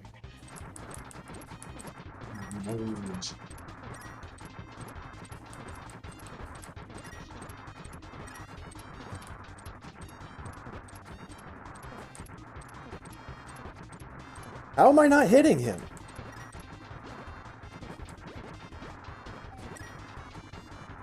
$20. 20 green rupees. Mm-hmm.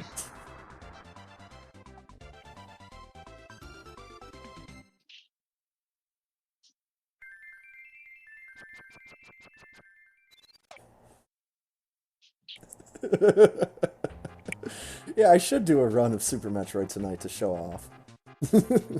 I think I might do too. It sounds way too exotic for you, man. Sounds way too Super over the Metroid top. runs on Friday night. I don't know about man. I don't know.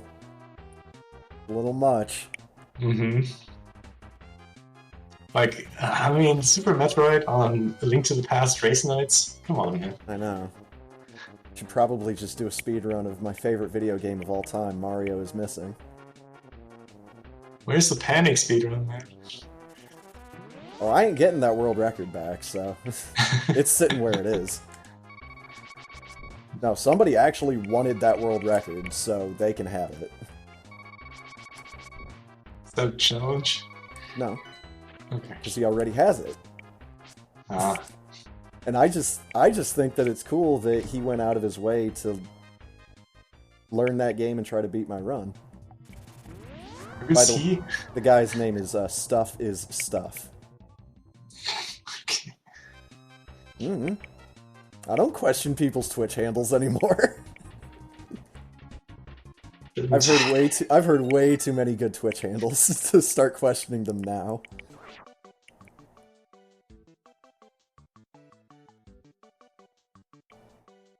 I still think it's silly that I was able to lock up Spacer Crab, but... Uh-huh! Well... Yeah. I got Yeah. good stuff. Okay. Found a good prize. I'm happy. Good for you.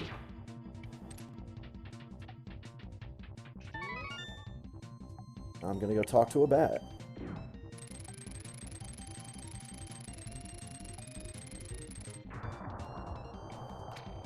Bat also gave me kind of a good item.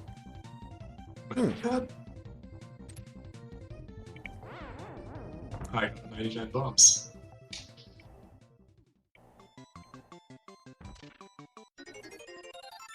I'm on a roll here. Get even more good stuff.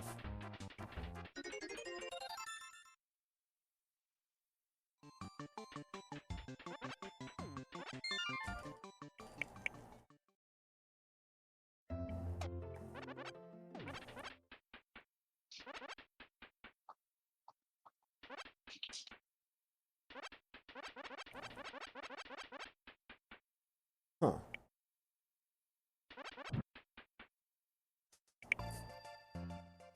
Fucking randomized sound effects. It's so weird. Oh! Chest doesn't stay with you through a save and quit. I thought it did. Alright, tier 3 sword. I'm getting somewhere. Nice. Now the frog goes with you through a save and quit, the chest doesn't.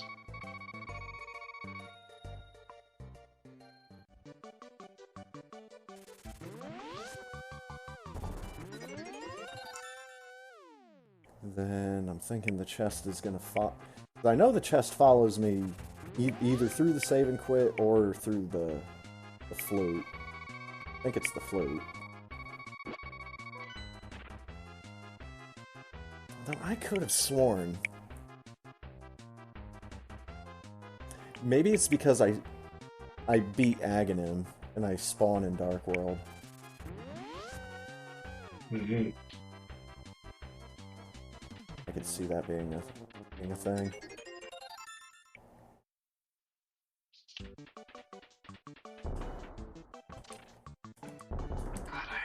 God, I hate this dungeon. Okay, yeah, he follows me through the flute.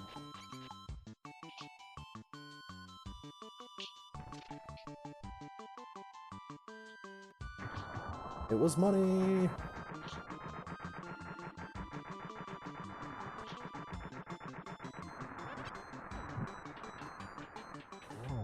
Right. Oh, yeah, I can do that dungeon now.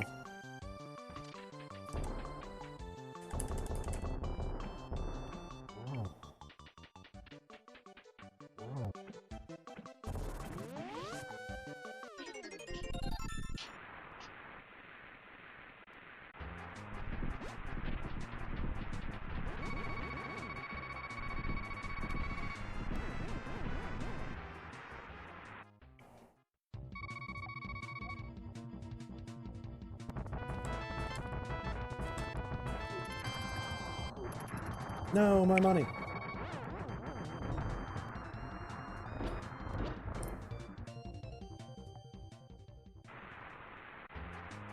Take a look at the map.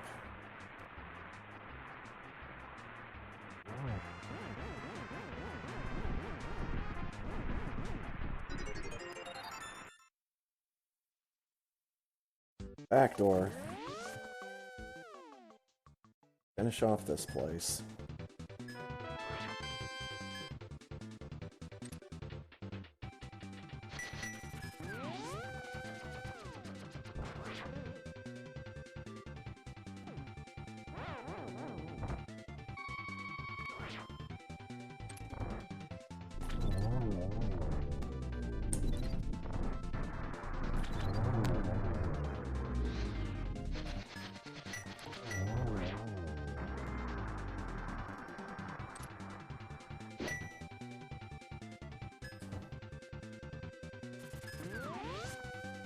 Oh, just run. There we go.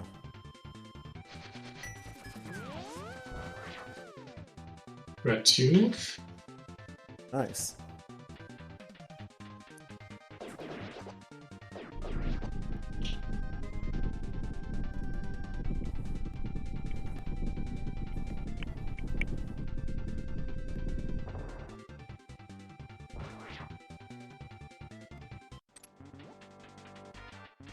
Hello, worm.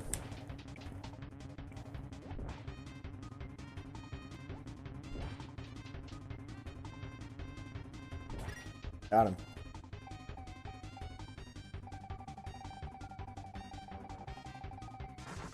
My money!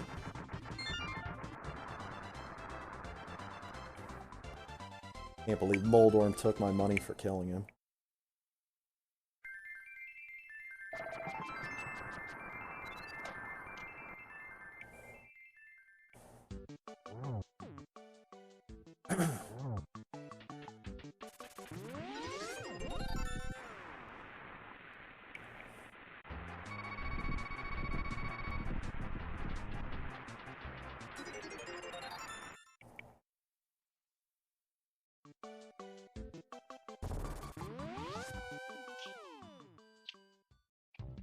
That's 20 rupees.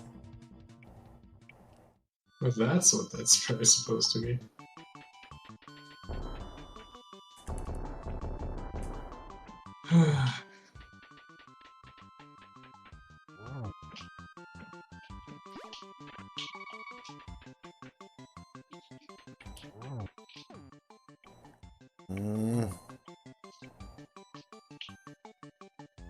Don't like my remaining options for dungeons. Do you not have 4 crystals already? Oh no. Oh. I've got 3.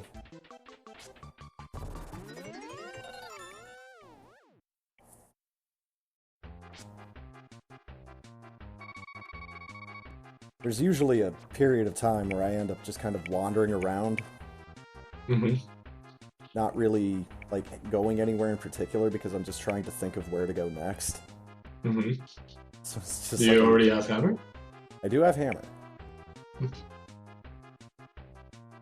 So, just need to go back into Palace of Darkness and finish it off, I guess.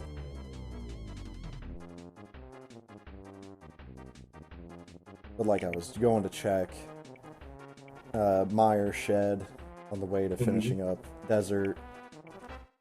It's little stuff like that. Chain Chomp, please. Oh god, he's moving. Yeah, he's not tethered. he's on the loose. Not many things scare me as much as a Chain Chomp on the loose. At least in Nintendo games.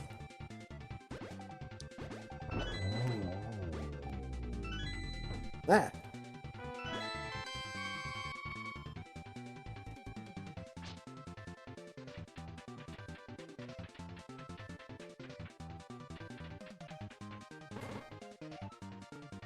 Come on, my man.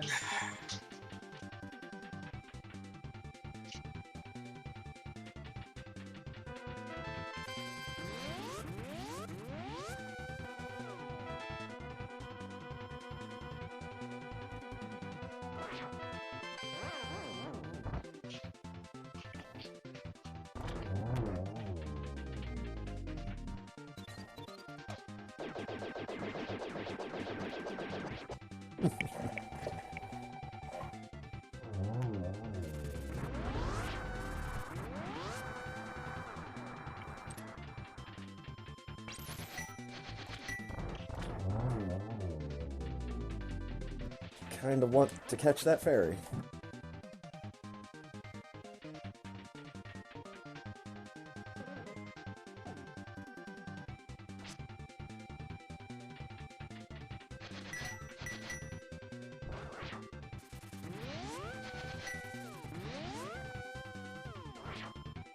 I don't understand this thing.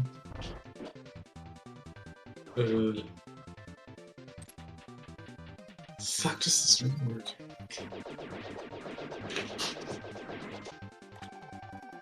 Okay, it doesn't reset, whatever.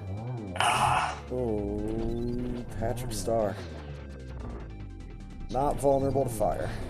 I'm glad I'm not the only one thinking about that enemy as Patrick Star. I don't even remember the first time I heard that enemy referred to as Patrick Star, but it's like, yep, that's what that is.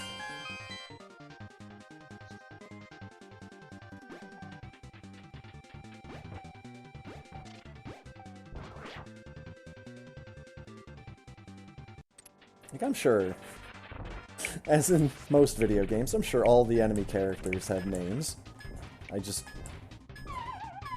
don't have the bestiary sitting in front of me right now. I know Hmm? I was gonna say, I know I still have a copy of the Link to the Past manual from when we got the game fucking eons ago. I don't remember if this was a launch title for the Super Nintendo. I think it might have been. Was it? I can't remember. I know Mario World was. But, like, I didn't remember that, Super Ghouls and Ghosts was a SNES launch title. Completely forgotten that. And, oh, Ys 3, Wanderers from Ys. But I had completely forgotten that that game existed until I started emulating. I was like, oh yeah, that was a thing. I could never understand how to pronounce this. Like, am I Wanderers from Wise? What's going on here? Wanderers from Mars. Okay. God. Oh. Man, speaking of that series, I really would like to start playing Ys Origin again, just because that game was so much fun. And it ran so well on my old netbook, too. The netbook that could, like, barely run any game. This is why I had to start going for, like, really low-res indie games like Cave Story. Because at least they would run. Couldn't play Minecraft on anything higher than a very, like, tiny render distance, so I'd get that super thick N64 fog. I think I'm trying to build a house here, guys, and you're giving me the fog from Turok the Dinosaur Hunter. I can see 5 feet in front of me. Oh my god, good thing I have fucking ice raw. Oh boy. Okay, which head is the heat one and which was the cold one? The Cold colors one's- don't match right now. Cold one's on the right. On your right. Okay, so I want fire stick right, ice stick left. Yeah. Okay, thank you. Mm-hmm.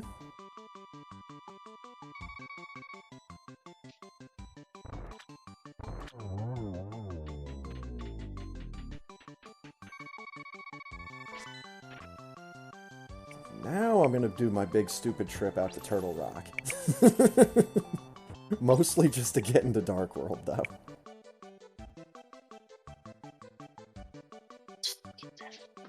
Fish! Be happy in the clouds, fish. Okay, I need potions.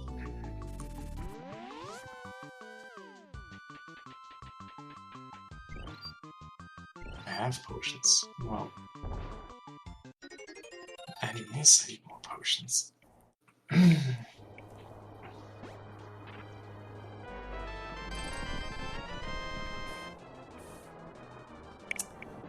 Okay. Thought I would be funny. Just pull the claw on Turtle Rock to see what my bonus item is gonna be. It's a swarm of bees. And they're all playing that damn fanfare sound effect. That's what you get for being greedy, man. Yup. Nope, that's what I get for being greedy. I don't need to go into Hookshot Cave. Just go. Just open up Pig Tower and the rest will work itself out from there. Yep, just 4 crystals. It looks so weird. Mm-hmm.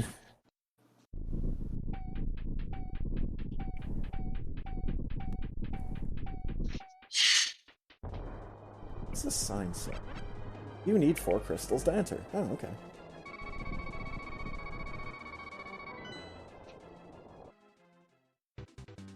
Hopefully I learned from last time, so I'm gonna go down this door. The big key should just be right here. Hey, it didn't work. At this point, I'm very, very certain that big key is going to be the last thing I find. I think I'm like 17 checks in. Yikes. Oh, well, I can't go this way.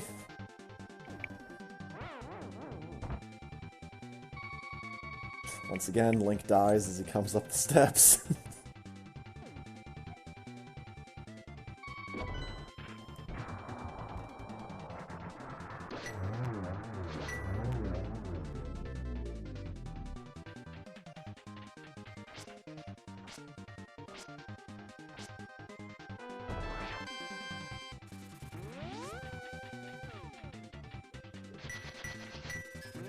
Oh, hey, I didn't know there was a key there.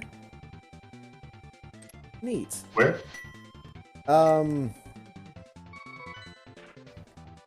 In the room in Ganon's tower that has the bumper that's on the conveyor belts. Mm-hmm.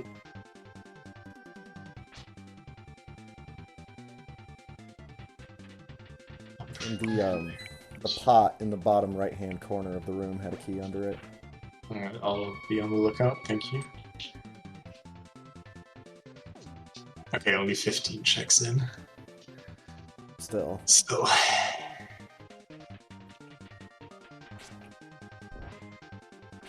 Hurry, come on.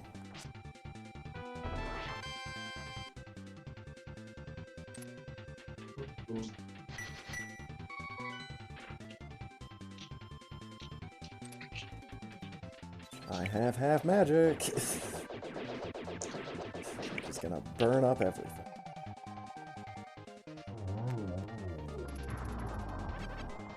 Found the map of Skull Woods.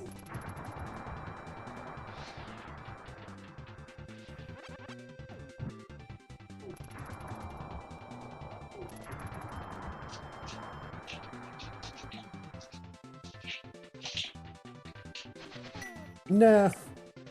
Grappled the wrong thing.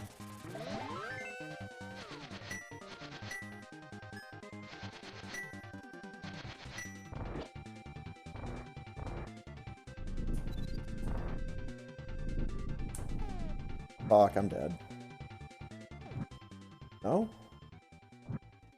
Well, actually, yes I am, because I can't get back onto that damn ledge.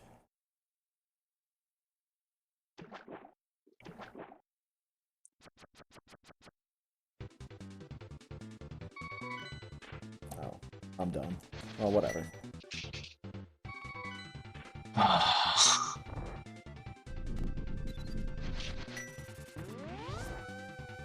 Oh, dang it.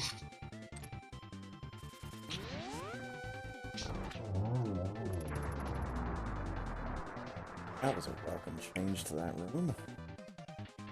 Ooh, I don't have boomerang. Crystal rooms are gonna be kind of tricky.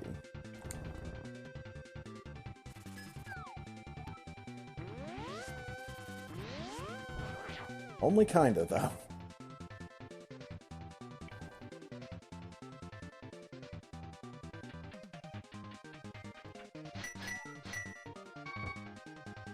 Yeah, I don't remember how that room is supposed to go. Some kind of cool trick where you bounce off of one of those blocks.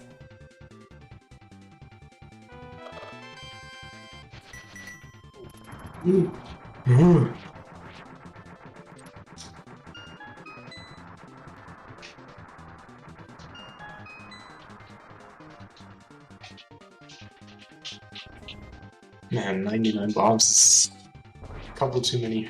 Dang. Got the high score.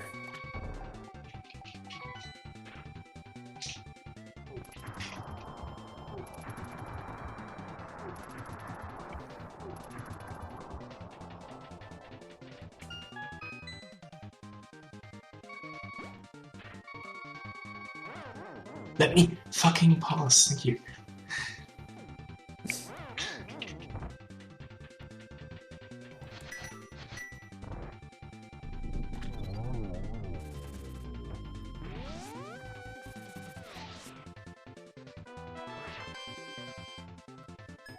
Okay, phase 1 done. Oh, I don't need to use that. There are no mimics in this room. Just jerks.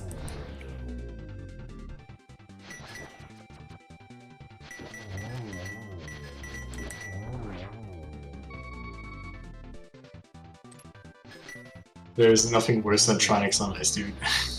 Oh, wow. Oh, boy.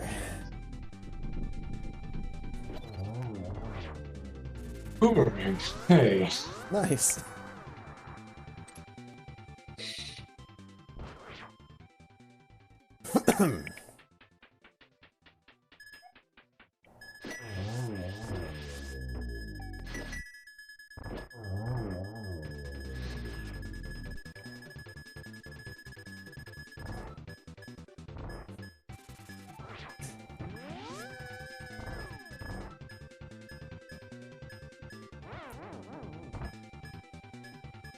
Wait, am I dumb?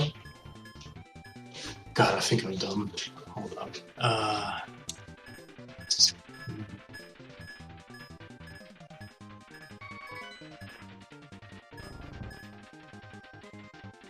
Bottles. I have... See?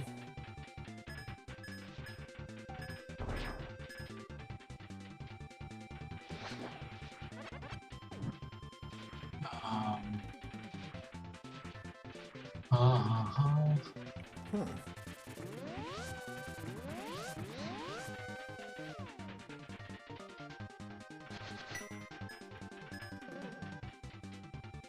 Yeah, I'm stupid.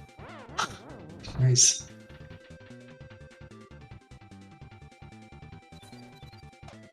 Oh man, I couldn't see it. Oh, that sucks. Full magic. Oh, let's just go back here. Oh, get both the Sandmen. Ah, jerks.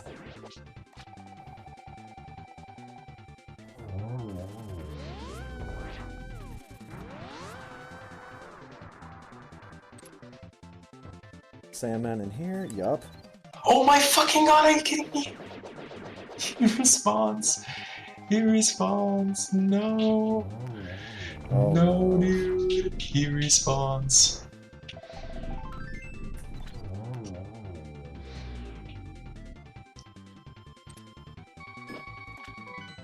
This is nightmare material.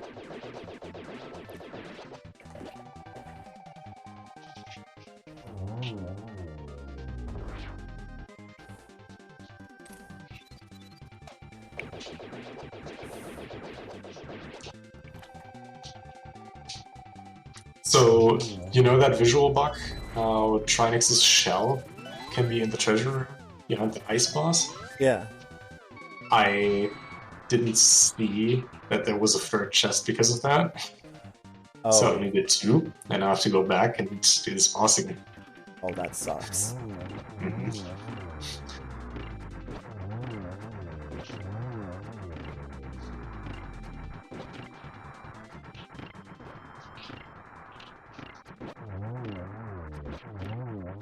Yep, literally not visible.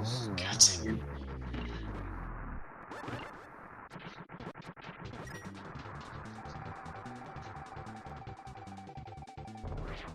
Right in your stupid eyeball.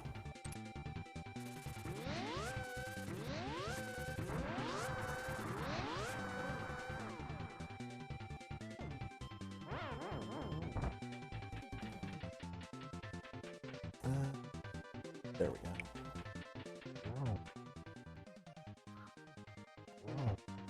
Oh, cool.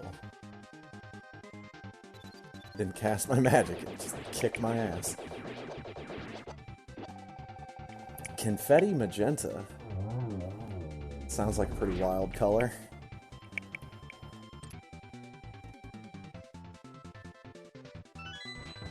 Oh, Shadow Critter almost got me.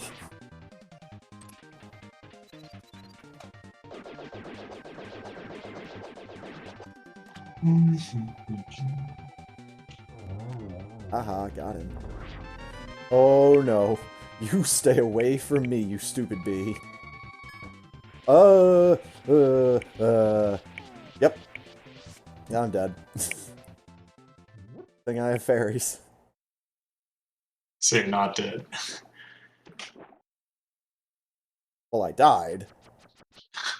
But I But got then better. you came back. I got better. Isn't that a meme? That guy Um, died. well, I mean, I'm getting it from Monty Python and the Holy Grail. The guy got turned into a newt, but then he got better. Yes, yes. That.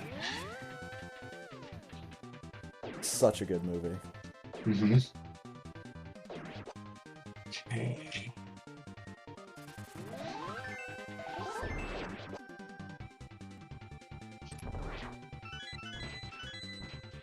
How many of the GT shacks are in the upper level?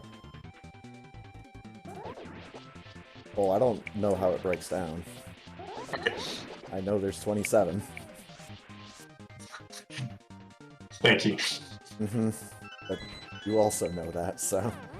Alright. Number 21. No, God! Oh my god. Well, there goes my last fairy. I think it's the stun drop.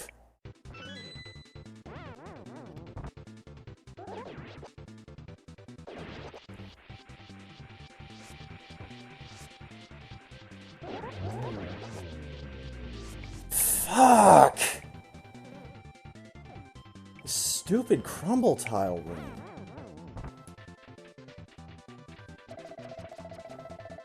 Okay, good. Red jellyfish is dead.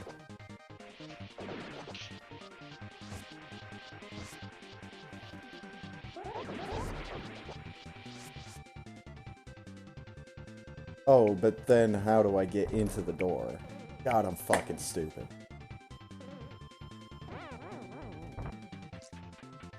That's how I'm feeling playing in this dungeon.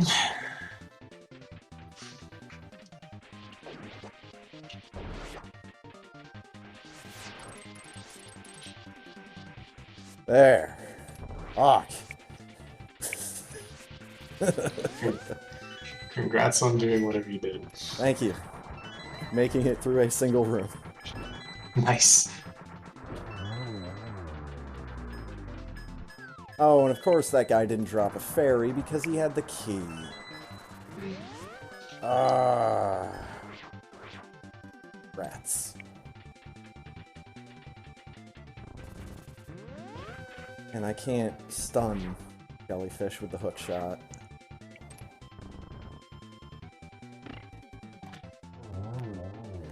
Ooh, but I got one from that mimic. Hell yeah.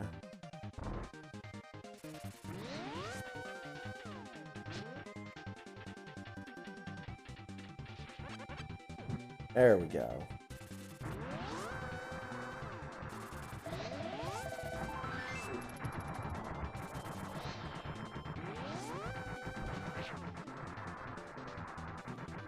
Oh my god, we were just talking about this. About what? About fighting Mothula in the same place where you'd normally fight Moldorm. Mm-hmm.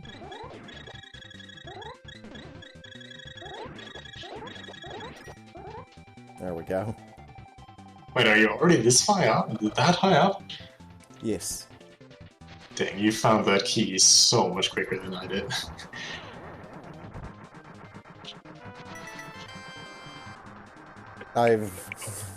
I've played Ganon's Tower. This is a place where you check everything. I definitely remember most of the checks are, if not all of them. I remember being stuck in Ganon's Tower for like 2 or 3 hours during a playthrough with my brother, and it just frustrated me to no end that I couldn't find where stuff was.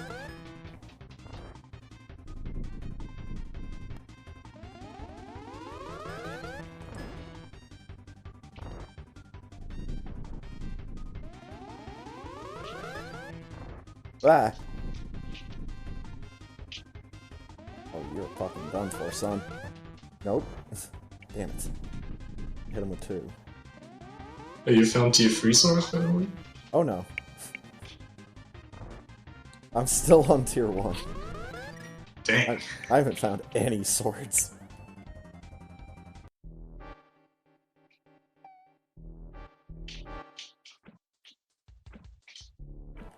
And also, when I was playing SMZ3, I found out you didn't actually need to activate the duck in order to get him to come pick you up from Ganon's tower.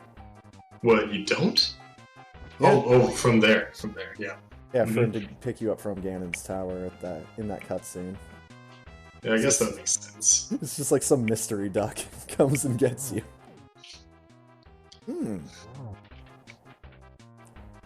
Do have both the red ducks crystals. are known to be selfless creatures.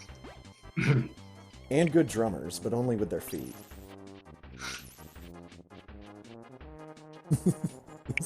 A great video. Just someone holding a duck, letting them play drums with their feet. The ducks seem to be enjoying it. And now we can enjoy it as well. What a world. Thanks to the internet.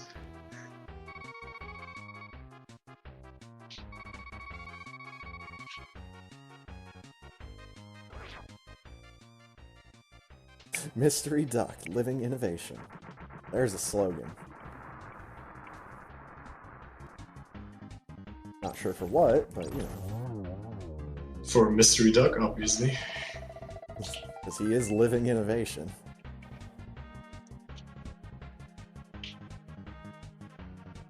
I'd buy it, yep. I'd buy that for $1. Ah!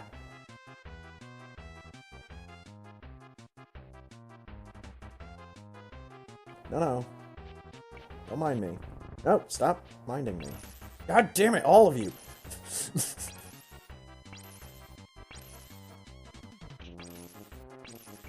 I'm gonna stand and stare into this explosion as it goes off. But cool guys don't look at explosions. What do I get for free? Fat Fairy? It's a bee!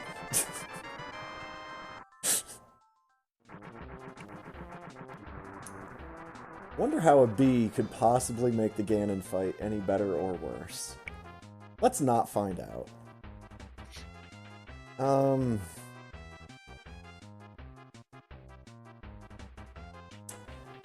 don't want to do this just yet.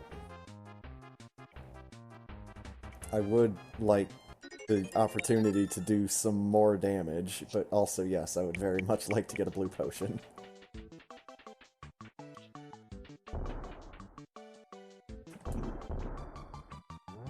Well, I already went to the sword shop. They weren't selling swords.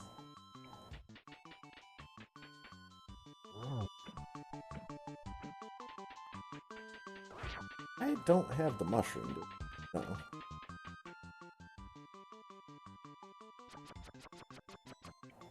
Free refill. Blue potion.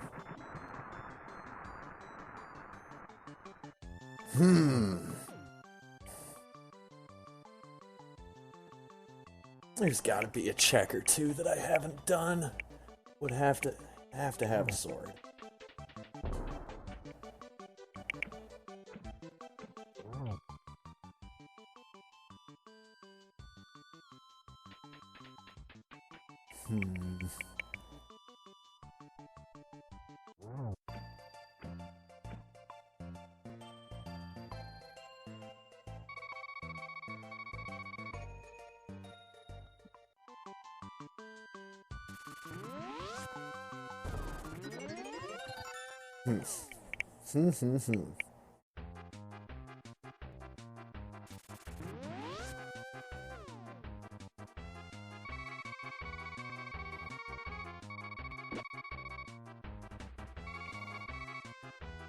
Check this. Yes.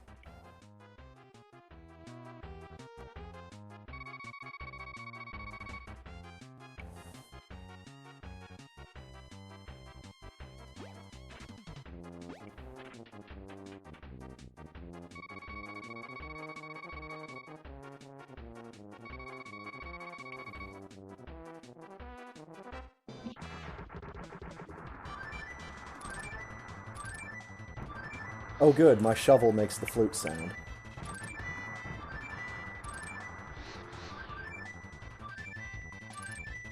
I got 27 on 27 checks. So my big key was actually in the last spot that I checked. Dang.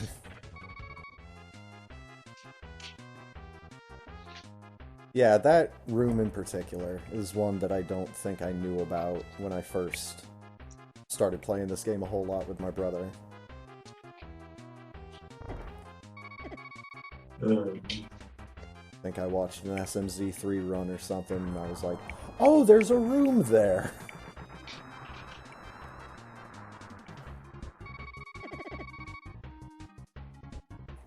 Oh. We're fine over here, thank you. Don't need any thieves. I spawned in on top of the bomb. Fantastic. Didn't go off, though. Oh my god, it's a sword. I'm going. Alright. Still bagging him.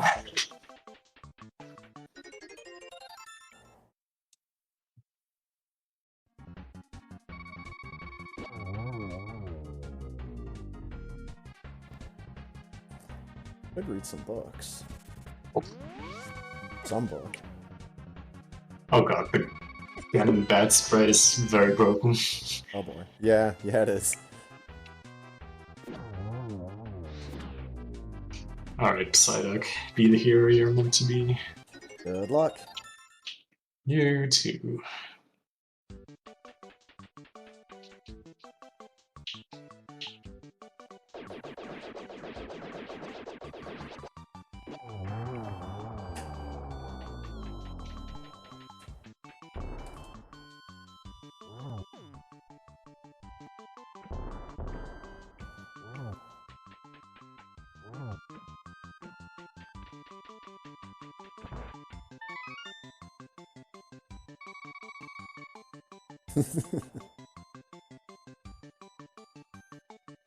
Broke the tablet, found a mushroom. You know, these things happen. Even more bombs. Fantastic. Not even necessarily worth it.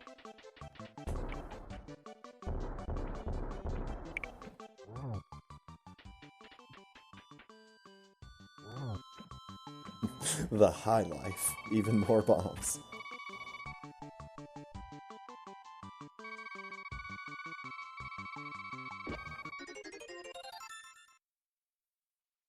Okay.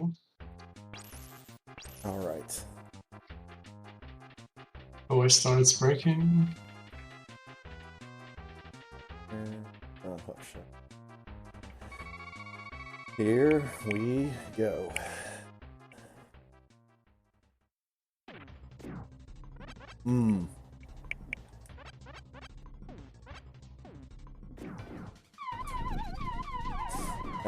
This is gonna be all spin attacks.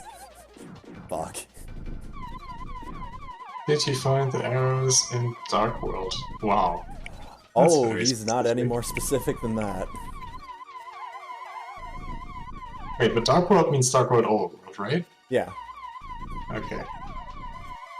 Fuck it, I'm not doing this. I am grabbing silvers.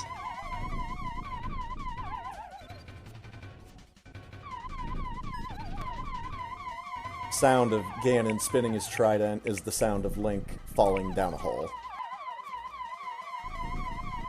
This fight is just all... Oh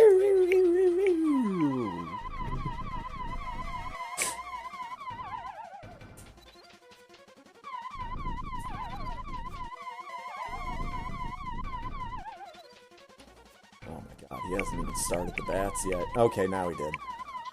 As soon as I say it. Nope. I got greedy. God damn it. Thought I had more iframes, too. There's one fairy down.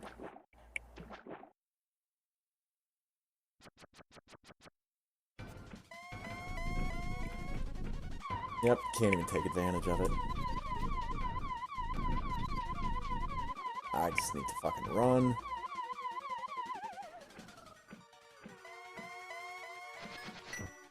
I used hookshot.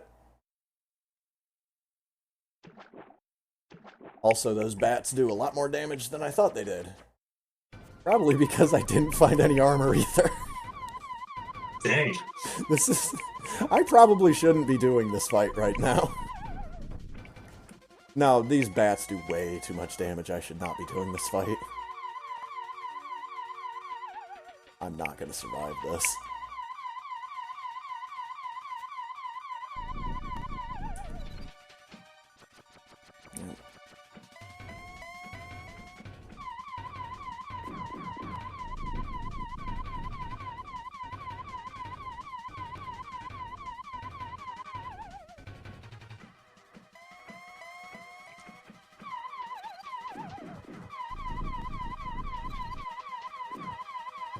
Oof. One more. Ah, why did I have to get hit? Oh my god, I'm dead. There's no way. Ooh, come on, Kirby. Oh my god. No, that's a dumb idea. It's not a dumb idea. Yeah, it was a dumb idea. There was Man, the roller coaster here. There was still one bat that was off screen that I had forgotten about. Okay.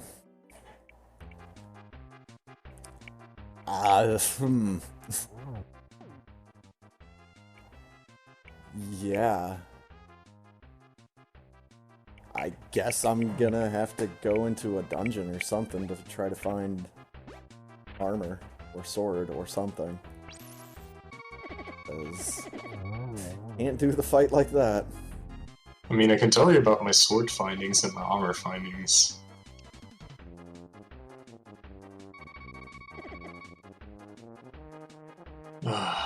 Is there any information you would like from me in return?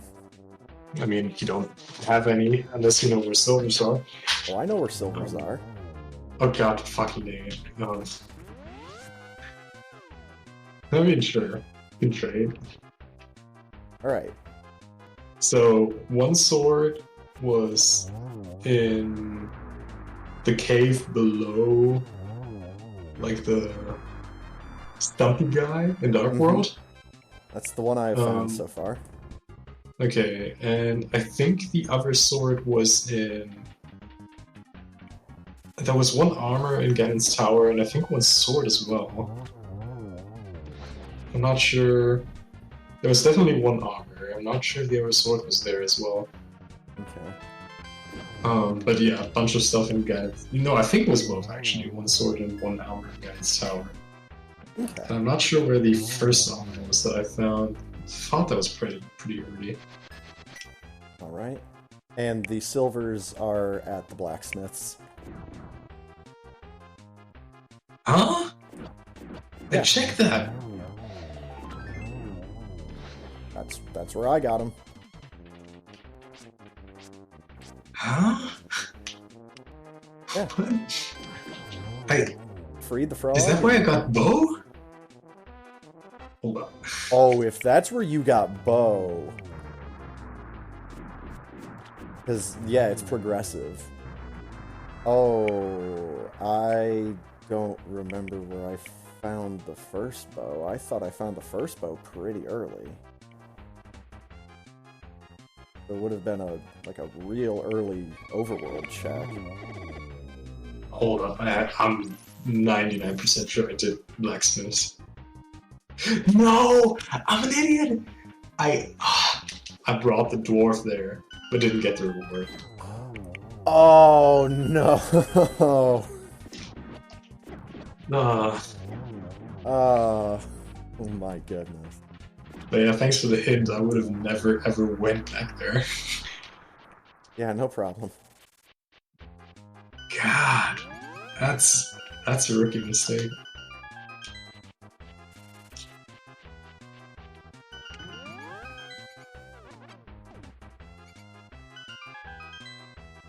I really do not want to have to go back into Ganon's tower.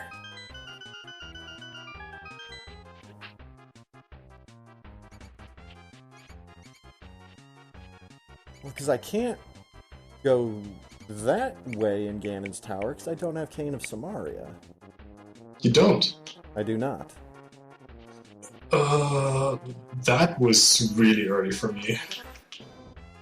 Like, super early. Can't remember where that was.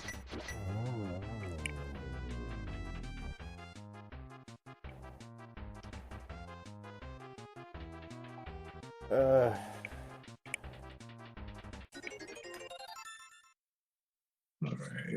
I need potions.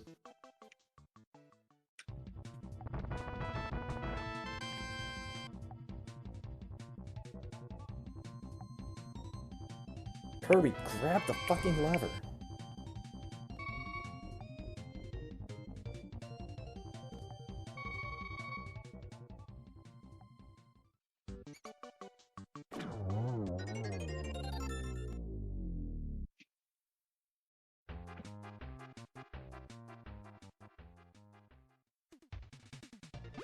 I still think it's weird that the hint for Sylva's was that it's in Dark World.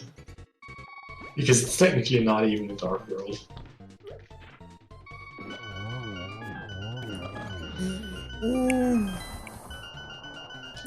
You're right, but that's where the frog is. I know, but you don't take him to somewhere in the Dark World, so yeah, you're it's right. just that I wouldn't really think of that as a Dark World check. Oh. Maybe. Oh. I found a sword in Swamp Palace. Nice. Starting to head in the right direction. I might actually be able to hit Ganon with a sword swing. So now you got Master Sword? I have Red Sword now. Oh. Oh, right, because you already found the one upgrade. Yeah, right. I got the one below Stumpy. Well, then we got the same equipment. No, because you still have armor. Right, right. But you know where that is. You just don't have the cape. Don't have the desire to go back into Ganon's Tower. That is also very much understandable. Purple Dazzle. There's a color.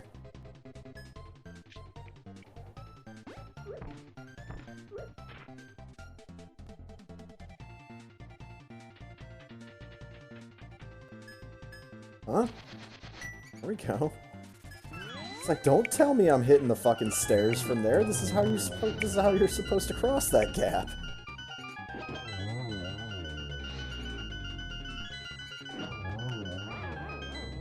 No, I want that key.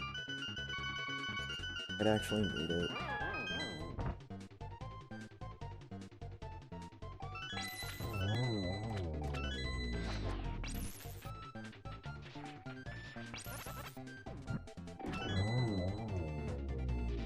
Dude, So finding.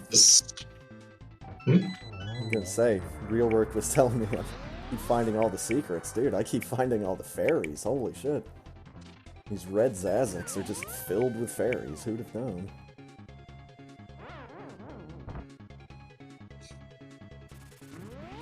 Super odd to me that the scream of the final boss of Chrono Trigger is part of the background music. It's like, this is not the sound Ganon makes.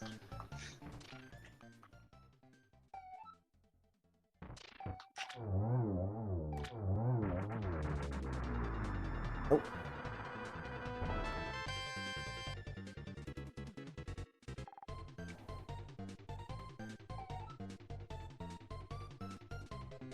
I can just get lucky enough to find a tunic in this place. I don't think that's gonna happen. They're probably going to have hid that other tunic in one of the dungeons that I don't want to do. Which is one of the 3 that I have left.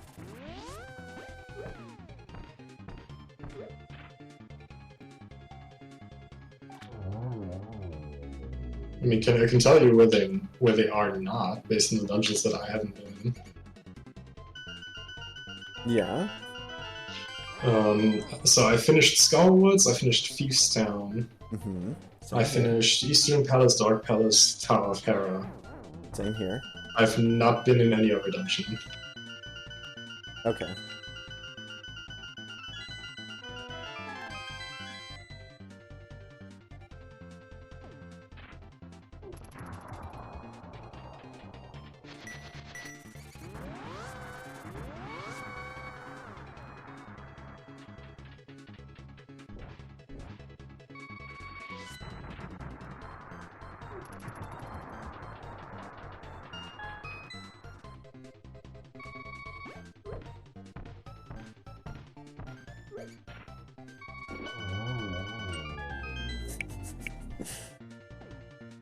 Yeah, it's gonna be a while before I do random sound effects again.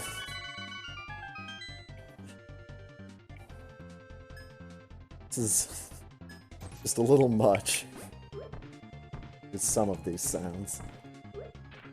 Got him. Nice, GG.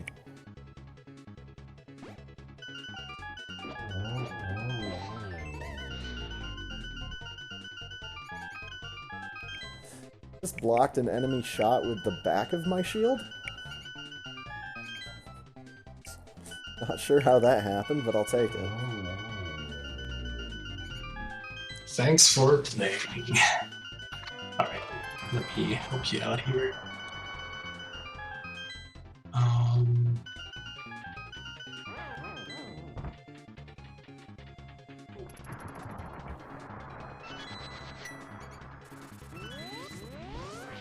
Okay, yeah, one tunic is in GT, other tunic is in Hype Cave.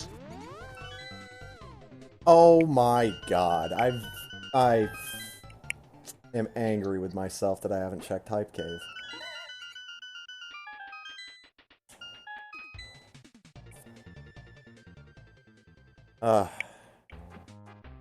And another sword is in Super Money Cave. Okay. It wouldn't be that hard to get a hold of.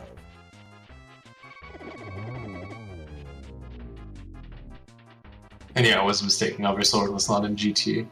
Swamp Palace, Light World, Equipped, and Super Money Cave.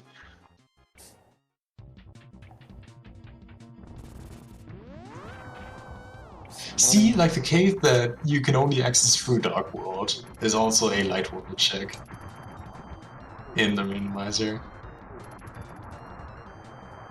Yeah, I'm not gonna not gonna try to make sense of how they categorize this stuff.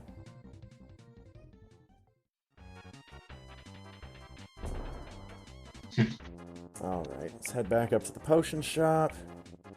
Where's my duck?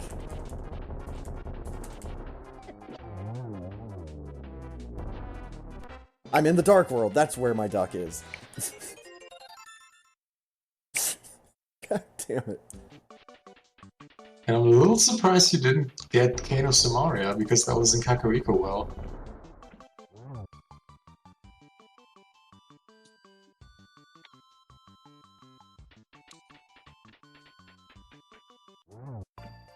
That means I just outright did not check that. So there's just like a handful of things just sitting in here waiting for me still, I betcha. Yep. I'm not gonna say I was distracted by Marvel talk, but I was definitely having fun with it. Same, man, same.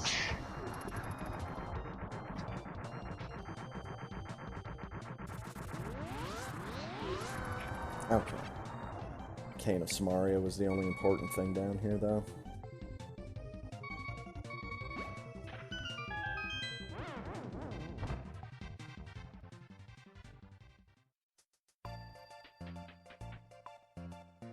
Geez, the only thing I'm missing is Ether now. Might as well have done 100% inventory. I think I'm still missing the 4th bottle, maybe. Alright, get a free health refill. How many berries do I have? I have 2. Take a blue potion. Okay. Also, I just looked it up. Avengers was at the end of Phase 6, not Phase 7.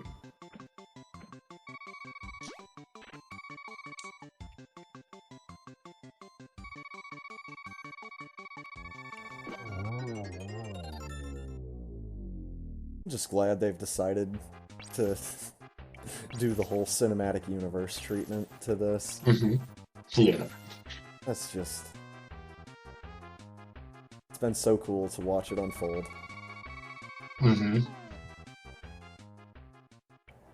Right there with you. Oh, thank God I can actually hit Ganon with sword swings. He's fucking dead now.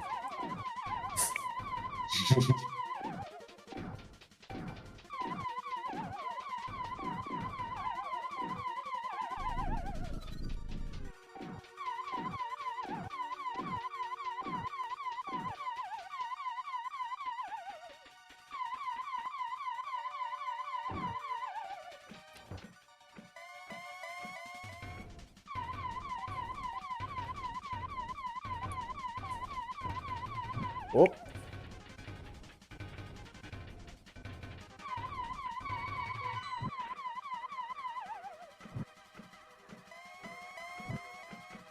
Yep. Have this first one be a fairy. Also, the sound of the fairy sprinkling the magic on Link has a really gross water splooshing sound effect. Like when you're in Misery Mire and you're walking through the shallow water there, it plays that really low-pitched walking through water sound. Yeah. It's the sound that the fairy makes when she's reviving me. Amazing. She's just dumping a bucket of muddy water on me. Hey, dummy, wake up.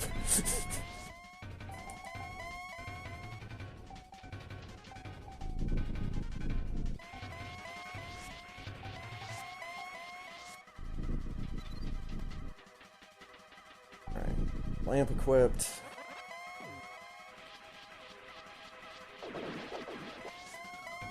Fuck!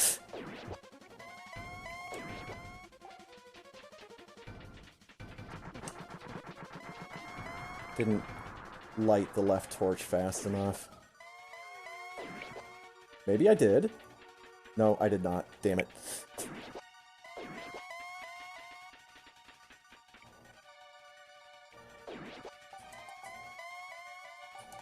Ah, damn it!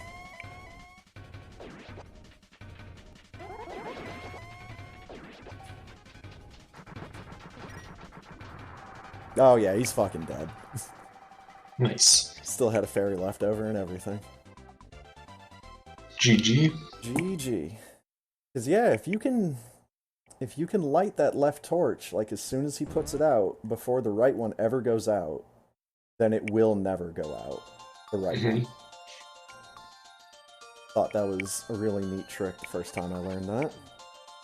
I know that in theory, and I never do it. Most of the time because I'm too slow to react to it. The reason this time was the same as I think when I did the SMZ3 seed. He shot a fire bat right down at me in front of the torch, so I couldn't reach it. I was trying to just sit in front of it and spam lamp instead of using fire rod.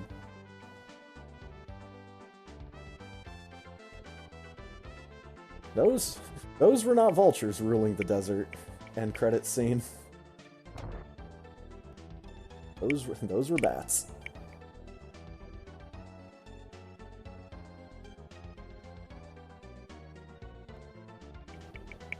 The snake lumberjacks. I enjoy that.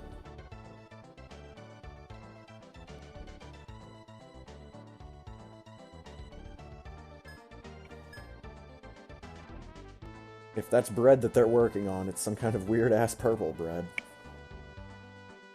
Maybe it's got, like, raisins and blueberries in it.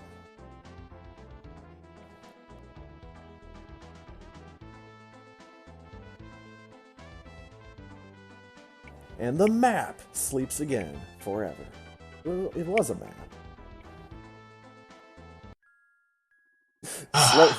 Slogan: some weird ass purple bread. I can't believe I ate the whole some weird ass purple bread. that's that's close enough.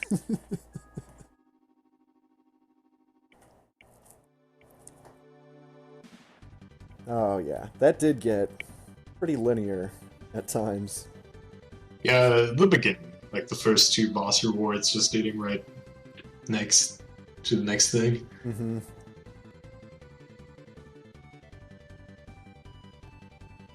I don't know. I go back and forth on linearity in these seeds. Yeah. Sometimes I really like it if it's super obvious.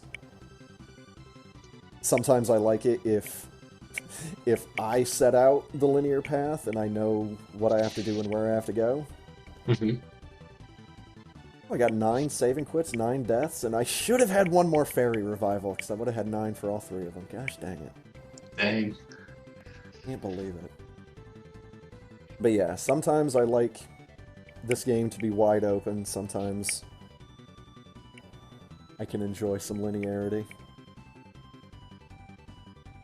Wide open, reaching for the stars. That's right.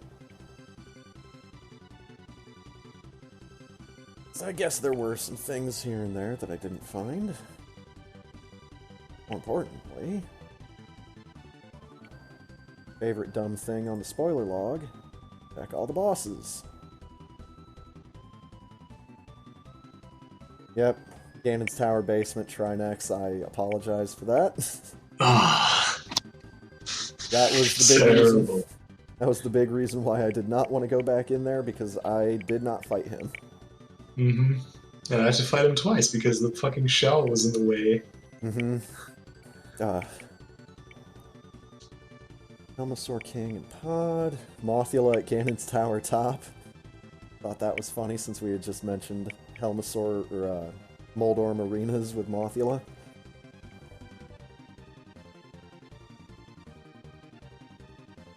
And Moldorm was getting around. He was in Ice Palace, Swamp Palace, and Desert. Argus was in Turtle Rock. That would have been fun. Helmasaur King and Misery Mire. Yeah, there were 3 Helmasaur Kings, too.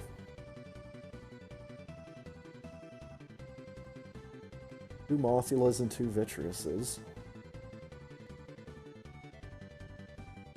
No Blind. Hmm. No Cold Stare. That was nice.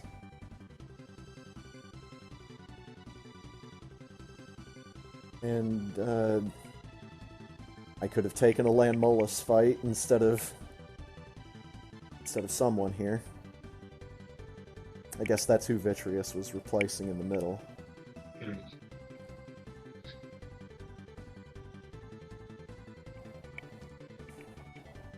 Yeah, yeah.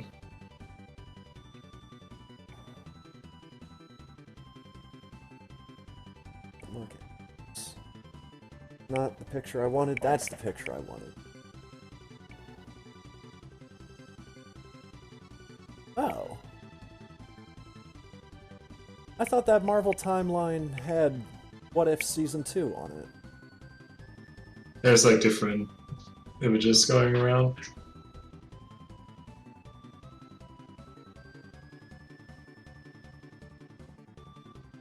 Okay, that picture is fake. There's also a bunch of fake pictures, yeah.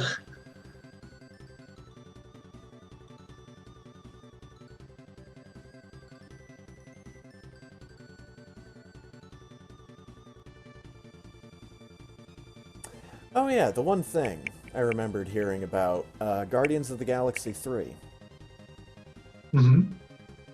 The guys are going to get their uniforms. They're blue and Oh, are red they? comic book uniforms, from what I Oh, hear. cool. Because they're going to try to look a bit more like a actual mercenary group and not just ragtag group of misfits. I wonder if Drax is going to be fine with this and his nipple condition. Not sure if he has a shirt.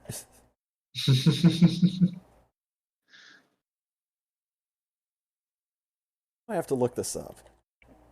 If I can spell comics right.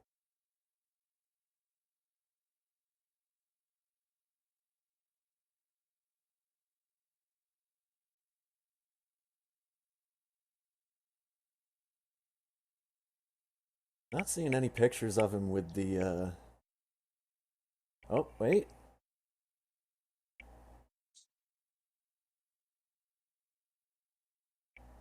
No, I think he's, yeah, yep, there's the picture I was looking for. Yeah, he still goes shirtless.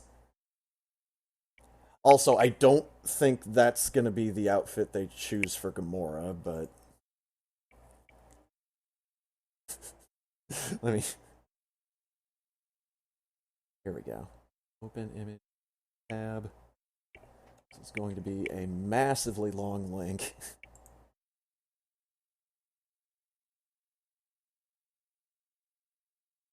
Not the biggest I've ever sent, but oh hey, it just turned into the picture. There we go.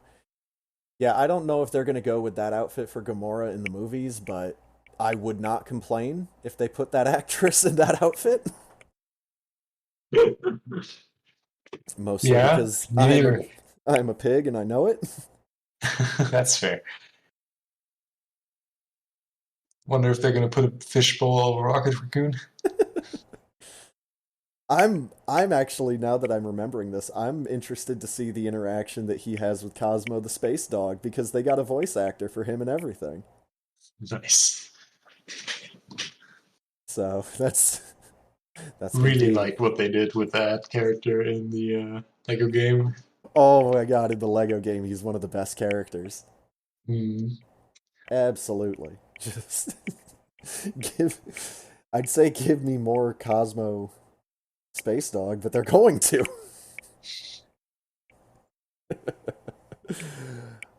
It's gonna be exciting. Hmm. Good times ahead of us. Alright. Let's get that out of here. Speaking of times, at a 249.58, 153 collected items.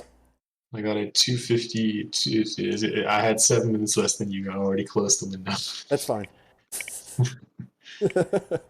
At like 150 something items. Very good. Oh, all right. Thanks a lot for hanging out and playing games Yeah, and same to talking you. shit. Same to you. And yeah, we'll get back next week probably. Yeah, sounds like a plan.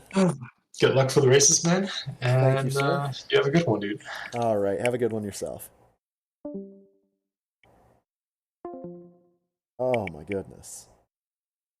What an adventure. Such an adventure that the end credits music stopped.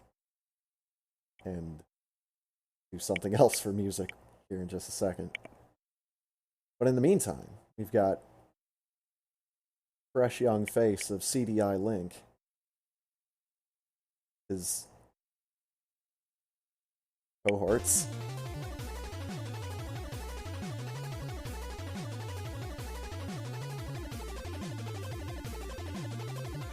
Just in time for me to get Rainwave up and running. With some overly noodly Fallen Brothers music from Treasure Master.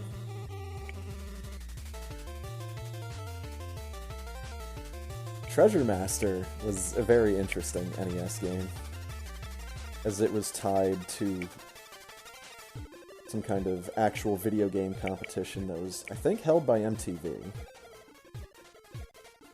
We did it! I seem to remember the thing with Treasure Master was, like, you had to get a high score.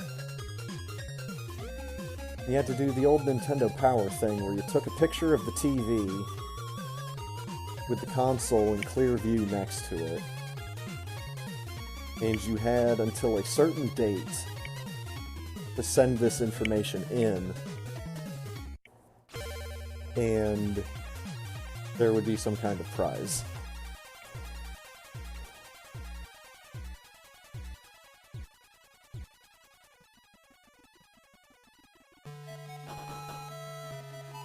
But Treasure Master has a lot of strange things going on in that game, so don't know if it'll ever be one that I will try to tackle on stream, but might be fun.